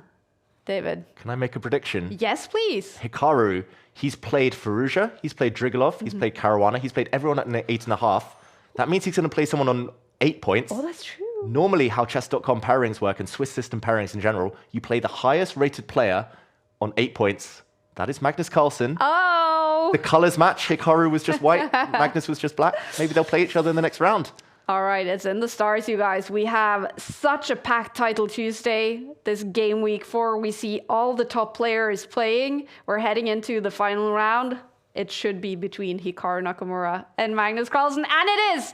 We will see Magnus Carlsen with the white pieces playing against Hikaru Nakamura. Hikaru playing to win his first title Tuesday of the autumn season. He's playing to win game week 4. Magnus Carlsen is playing to stop him. Magnus Carlsen playing the role of spoiler. Magnus knows he's not going to win Title Tuesday. He's too far behind. His tie breaks aren't in his favor, but playing the role of spoiler, especially against his old rival Hikaru, that's going to motivate him. It's the English opening here, an opening we saw earlier in the day. But this time, it's all about whether Black can break out in the center. Black wants to establish a nice pawn duo on d5, e5. Magnus wants to prevent that. Normally, you do that by bringing out the white knight to hit this pawn in the middle of the board, or you try and break up the pawns. There we go, with a pawn yourself. And quick flurry of moves there. Magnus brings out his queen. This is still well-known stuff. Hikaru Nakamura, a draw should be enough for him, but then tie breaks come into the equation. I think Hikaru would love a draw, though, in this game, as he tries to get the queens off against Magnus with the black pieces. Yeah. Look at this. Hikaru Nakamura knows he is fighting to win title Tuesday for the 107 times, and no better way to do it for him than in the final game against Magnus Carlsen. These two have, of course, played each other so many times in Title Tuesdays. Magnus Carlsen is up a little bit on the score between them, but it's quite close, and this is definitely a game Hikaru can win. They've been here before, of course. They've met many times in the final round of Title Tuesday, including just a few weeks ago. A couple of weeks back, Magnus took down Hikaru in the last round. And yeah, will lightning strike twice? It was level, as you said, in their Title Tuesday lifetime scores until just a few weeks back. Magnus, in the meantime, trading queens. He's gone into an endgame where both players thrive. Magnus has also given up his pride and joy, the beautiful light squared bishop, to give Hikaru an isolated pawn. So one small weakness. That is what Magnus is banking on. He's not taking any risk here. I don't think Magnus is in any trouble of losing this game, but whether he can win is another question. Very, very solid play by both, clearly full of mutual respect. And again, Hikaru has upped his game this week, no doubt. It's just about whether he can last the distance. This final hurdle is going to be the toughest. And for Magnus, of course, he wants to win this as well. He lost the game today. He played 2 draws today. He's not going to win Title Tuesday game week 4, but he really wants to finish on a high. He wants to beat his big rival Hikaru Nakamura, and he also wants to end up as high on the standings as possible. Currently in 10th place with 8 points. Yeah, and what a field we have. Board 2, Alireza Firouzja against Fabiano Caruana. We've really brought all the big guns, the Hollywood stars, to this week's Title Tuesday. And okay, a trade of rooks in the air from Hikaru Nakamura. I don't think Magnus will be too happy, you know. It just feels like it's not enough of an advantage to ever hope to win. Black has the 2 bishops. That's got great long-term potential. Black's knight super active. Black's fighting for the open line. Hikaru is very comfortable here, despite the clock. I think that's the one thing in Magnus's favor. Magnus with his team Liquid shirt. He did win the esports World Cup a few months ago. Hikaru Nakamura for Team Falcons was knocked out in the semifinals, but it was his teammate Alireza Firouzja who faced Magnus for Team Falcons in the final. Magnus Carlsen won it back then.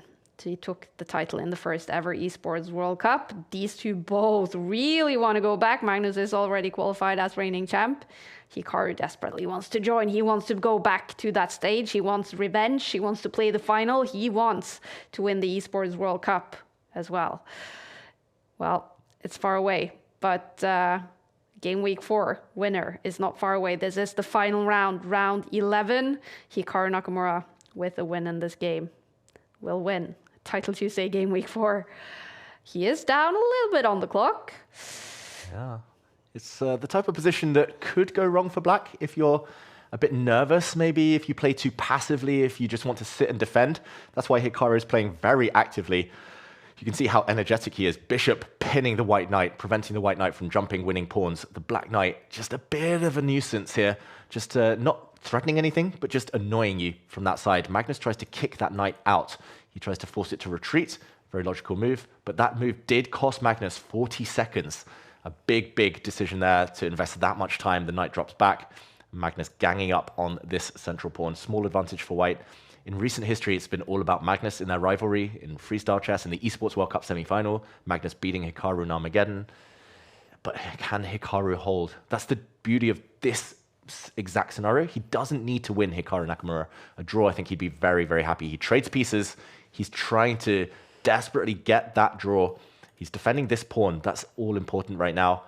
Level on the clock, level on the board, level on the camera, level on everything. Hikaru Nakamura is feeling happy, I believe. Both of these players are streaming right now, but they're not speaking a lot. We can see that definitely. That tells us that this is tense, that this does mean a lot for both of them. I do have the opportunity to turn the sound on. Magnus, I'm going to try to do that, even if it's silent right now. Let's see if Magnus talks. 3. We'll see.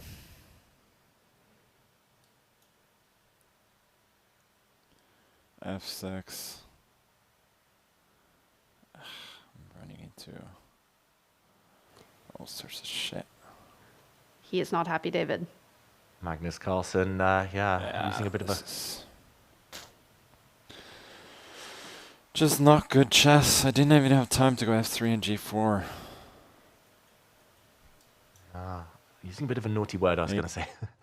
We can see Hikaru now is much better on the bar, David. What's happening here? Yeah, Magnus said he just needed one move. He needs to push this pawn forward, push his other pawn forward. The problem is his bishop is trapped. That is why Black is better. The Black pawn is hunting down this bishop. And really interesting to get a peek into Magnus's mindset there, because Hikaru doubling down on that threat, trapping the white piece. That's what Magnus has missed. That's what he's hating. Ooh, desperation pushing his pawn forward. That pawn is easy pickings for the black pieces now. The black bishop is going to hunt that one down. Magnus has sacrificed a pawn in his desperation. It's turning. And that's not good news for Magnus Carlsen fans. Fantastic news for Hikaru Nakamura and his legion of fans as well. Big mistake there from Magnus Carlsen. He's just got all of his pieces tangled up in the center. They're hitting against a granite wall here. They're hitting against the pawn that's too well defended. Black is up a pawn. Black is threatening to win a bishop. Hikaru Nakamura is threatening to win Titled Tuesday here and now. 30 seconds more than his opponent. Magnus, he's just lost the thread. Look at Hikaru Nakamura. He's making a comeback in Title Tuesday. He's massively better against Magnus Carlsen, who's won it 2 Tuesdays in a row. But look at Hikaru. He's going for Tuesday glory today. Playing fantastic chess, massively better. If he wins this against Magnus Carlsen, he will win Title Tuesday for the first time in the autumn split. He's going to score some very important points on the Champions Chess Tour standings, and he's going to be very happy. Yeah, big question for Hikaru Nakamura now. Does he trade knights, go to a pure opposite color bishop endgame? He does. He could have kept knights on the board, taking a bit less risk. Black has 3 versus 1 on the right flank, so should be able to create 2 protected, connected passed pawns there. Should be winning for Hikaru, but still some work to be done. It's all about the clock as well. Magnus is going to find this a nightmare to defend. It's Hikaru Nakamura. The bar says he's winning. I believe he's winning. He thinks he's winning, but can he get that ball over the line? Can he put it in the back of the net, knock Magnus Carlsen down? He's woken up Hikaru. This whole event, this whole week, he's looked alive. And he's getting closer now. This pawn, once he steps forward with his king, it's about the H pawn. It's going to run forward. It's going to promote. It is inevitable. Magnus Carlsen is going down. simple plan. I think it's over. Magnus is about to resign. He realizes there's nothing to be done against the plan of that pawn pushing and promoting on a light square. Magnus Carlsen in huge trouble, 30 seconds on the clock, and Hikaru Nakamura, his big online rival, is massively better. This is world number 1 against world number 2, and today is Hikaru Nakamura's day. He is looking fierce, and he's about to beat Magnus Carlsen in this round 11 game to take game week 4 victory. 2 pawns up, Hikaru Nakamura. He's about to be far more than that up, not just on the clock. It's all about the board, as these 2 pawns are just so strong. At the right moment, he's going to go the other way with this king. There we go. The white king is going to be trapped, immobilized, defending against the black pawns. And okay, Hikaru is still going the long way round. Eventually, when the time is right, he's going to push forward, and one of these 2 pawns is going to cost white his bishop. Magnus Carlsen gets ready to resign. There we go. Hikaru Nakamura wins Title Tuesday. Congratulations to the great Hikaru Nakamura. He takes the first Title Tuesday win in the new format. He wins Game Week 4 in the autumn split. He scores 10 points for the 43rd time in his Title Tuesday career. Amazing play by Hikaru today. He makes a comeback after struggling in the first 3 game weeks. For Magnus Carlsen, it didn't work out today. He ends up on 8 points, losing also in that final round to his rival, Hikaru Nakamura. Not Magnus's day today, David. Yeah, something was just slightly off. I think maybe a bit slower than normal, Magnus. Not handling the endgames as well as he normally does. He entered that endgame slightly better against Hikaru. 10 moves later, he was clearly worse. But yeah, I mean, taking nothing away from Hikaru, he deserved it this week. Full control. I questioned him when he took the draw against Firouzja. Yeah. He was half a point behind Firouzja, but then he ends up half a point ahead. Yeah. Masterstroke, genius. He is clever, Hikaru Nakamura. What was different today? Energy.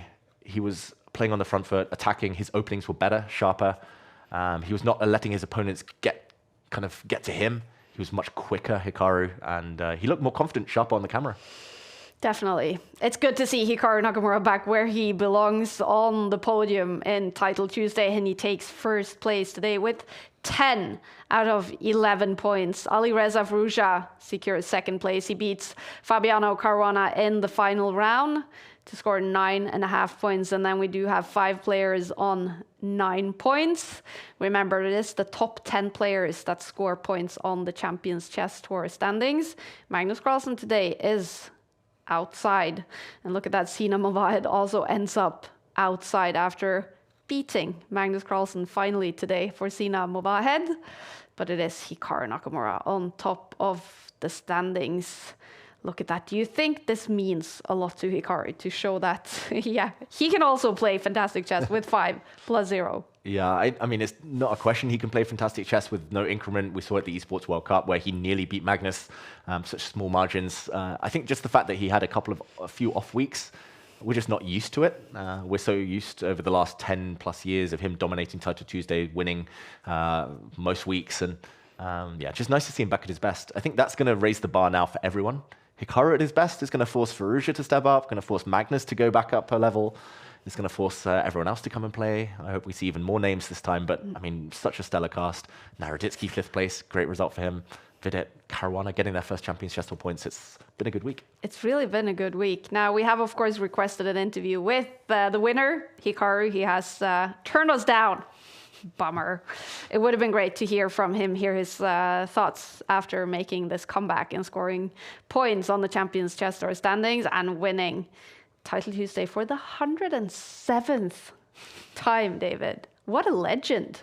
Yeah, I mean, if we assume that Title Tuesday has been weekly, he's won pretty much over 2 years at this point of Title Tuesdays. It's not going to be matched, I believe. Magnus is still far behind. Magnus has played less, but yeah, Hikaru is setting a new standard. He's been a trendsetter in online chess for years, and it's appropriate that he wins in this new format. It was a matter of time, and he did it. Yeah. Of course, we should also mention there's 2 French players in second and third, Alireza Firouzja, but Maxime Vachier-Lagrave takes third place. It's been so good to see him back in Title Tuesday. He is one of those 90s generations players. Been in the top for so many years, ever since I started working with chess. Maxime's been there. And here he shows off in this format as well with 5+0. Is that surprising, or is MVL definitely a player that should be up here? Yeah, I think the lack of increment helps MVL. And again, it kind of bucks conventional wisdom. The older you get, surely you should slow down. Surely you need a bit of increment. But no, Vasiligrav is so instinctive. He's known as the calculator, the professor. He's so quick, so sharp. He knows endgames off by heart. He really trusts his instincts. I don't think anyone's as confident as MVL when they make moves. So yeah, nice to see him on form. But definitely this format is kind of tailor-made for Maxim Vasiligrav. 100%. Alexei Sarana is here, Daniel Naroditsky is here. We see so many of the top guns. This has been a tough title Tuesday with many of the best players in the world. We've had so much action. Drama on the board, drama on the clocks. Let's finally take a look at one more action replay. One of our favorite moments today is this one, round 9 between Alireza Firouzja and Sergei Drigalov. This was dramatic. That was the moment where the white rook dropped off the board. Firouzja could have put it on any safe square and would have won this game. Firouzja would have won the tournament if he had kept that rook on the board. He went on to win the rest of his games after this, but there we see small margins and 5 seconds for Drigalov. Not enough to checkmate in most positions, but here, just due to the fact the white king started on the edge of the board, that helped him so much. Firouzja too late, spending those seconds, those valuable seconds he'd amassed on the clock, but realizing now that it's over. The black rook gives a check, the black knight comes in, guaranteed checkmate on the next move with the knight coming into G3 or F2. Firouzja leans back in disgust. Self-inflicted, and Drigalov, I've never seen such a happy man as that. I know. I love that reaction. It really means something to win these games in Title Tuesday. That was a huge one for Drigalov. For Alireza Firouzja, can we kind of compare it to football or soccer, David, when you play too much on your lead? You put all your players in defense. Yeah. You're just too safe. You're running the ball to the corner flag, kind of waste a bit of time. You can just keep the ball and probably win the game. But no, he gave the ball back, and I mean a bit of an own goal there to lose that one. Mm-hmm. All right, we've been waiting for some reaction from these top players. We've been turned down. Magnus has also left the building, not happy today. He ends up in 16th place, but we do have someone coming in to join us here in the studio. I'm just going to wave him in, and it's our great friend, Simon Williams.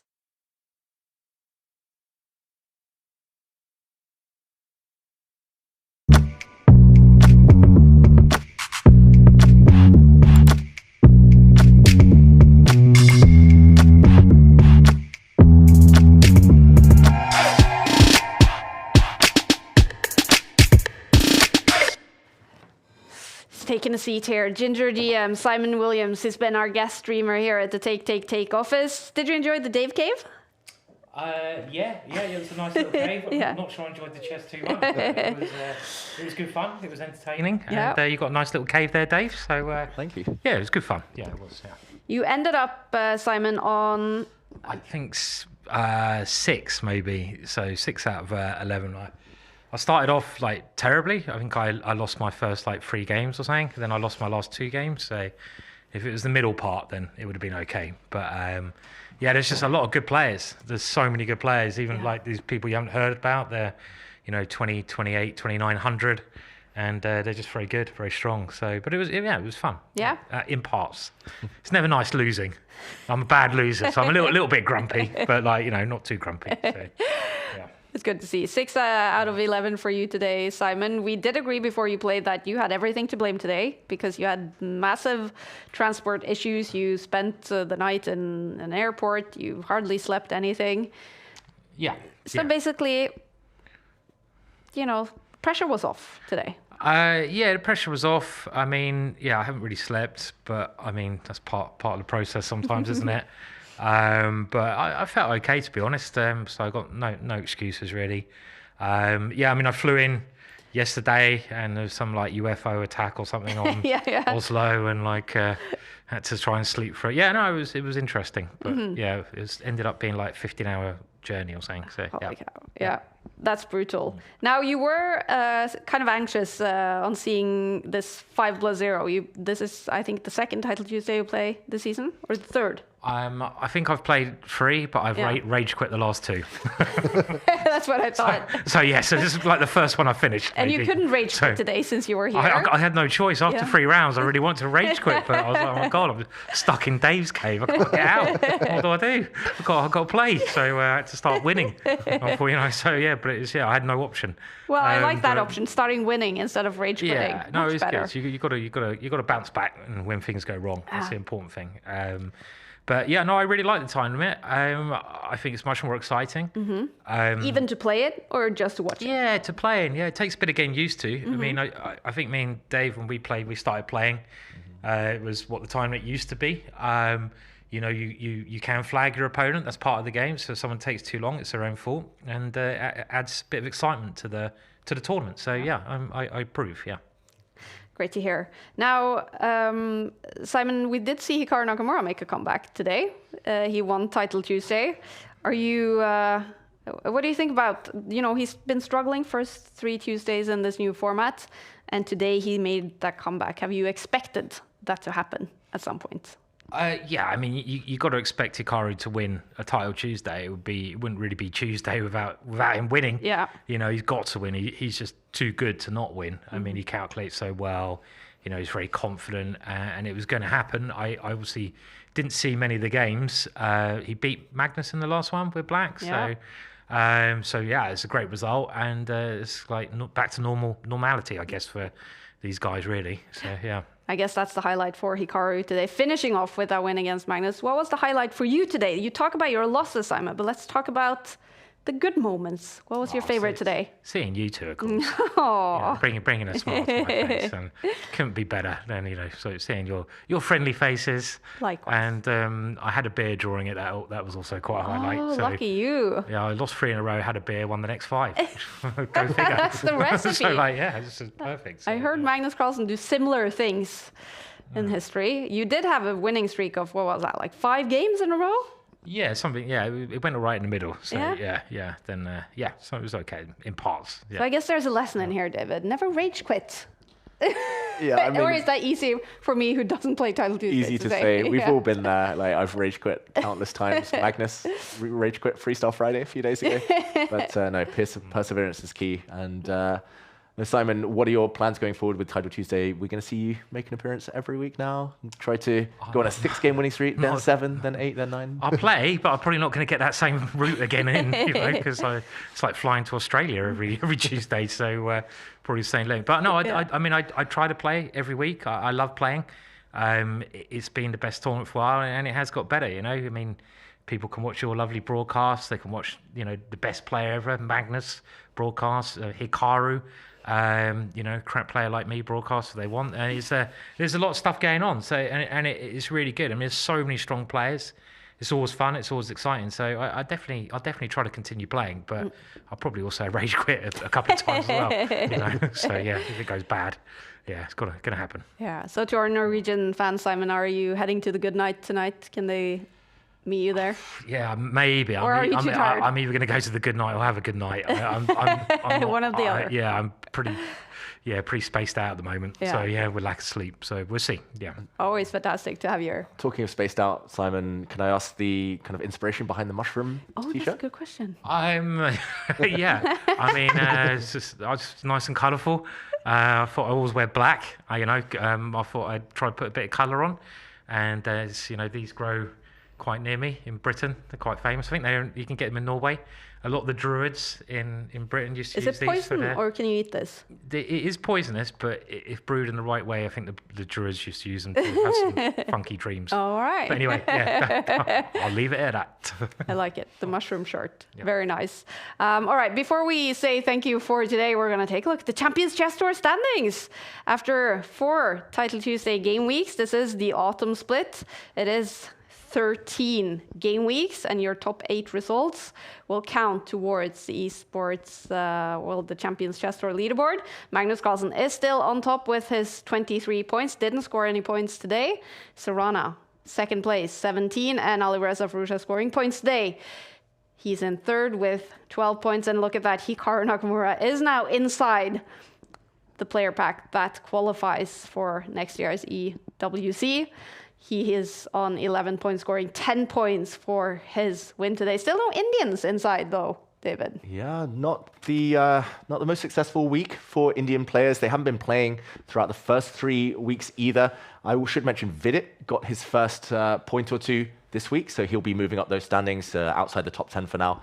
But yeah, hopefully this is going to inspire some of those other top players to play, having seen how stacked the field was this week. Yeah, would be cool to see a player like Prag in Title Tuesday as well. He is great in this format. All right. Come on, Gukesh. I know you're watching. I know you're watching. Got to play next week. Come on, Gukesh. Come on, Prag. Come on, India. Get your players to sign up for Title Tuesday. It's all about qualifying for the Esports World Cup next year. And oh my, it's fun. It's been dramatic today. We've seen a lot of drama on the board, a lot of drama on the clock. We've seen the top players fight it out, and eventually Hikaru Nakamura came out victorious. He wins for the first time this season. He is the Gameweek champion. Who will win Gameweek 5? We're going to find out in a week. But for now, thanks for watching. We'll see you again next Tuesday. Magnus! Oh! Is that a blunder? Apparently this is a big, big mistake. 7 seconds versus 8 seconds. It's a race. Hikaru is totally winning on the board. So 1 second for the opponent. 1 second each. 2 seconds each. Who's going to win on time? Can Hikaru deliver checkmate? He gives checkmate. Magnus is taking a risk though. He's let the black king forward. It's a race. Whose king is going to take the enemy pawn first in? Arjun Erigaisi walks into a fork, blunders his bishop. Magnus takes the last pawn. Magnus Carlsen's about to make a new queen and Arjun resigns. He's only 15 years old. He's got 15 seconds on the clock. He's massively better. Magnus down to 2 seconds. Queen trade. Queen trades. Queen's off the board.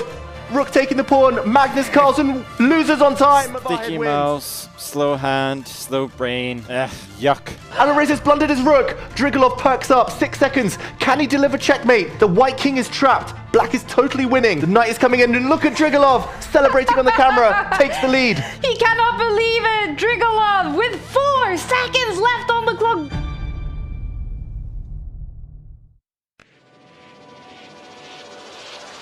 Here we go.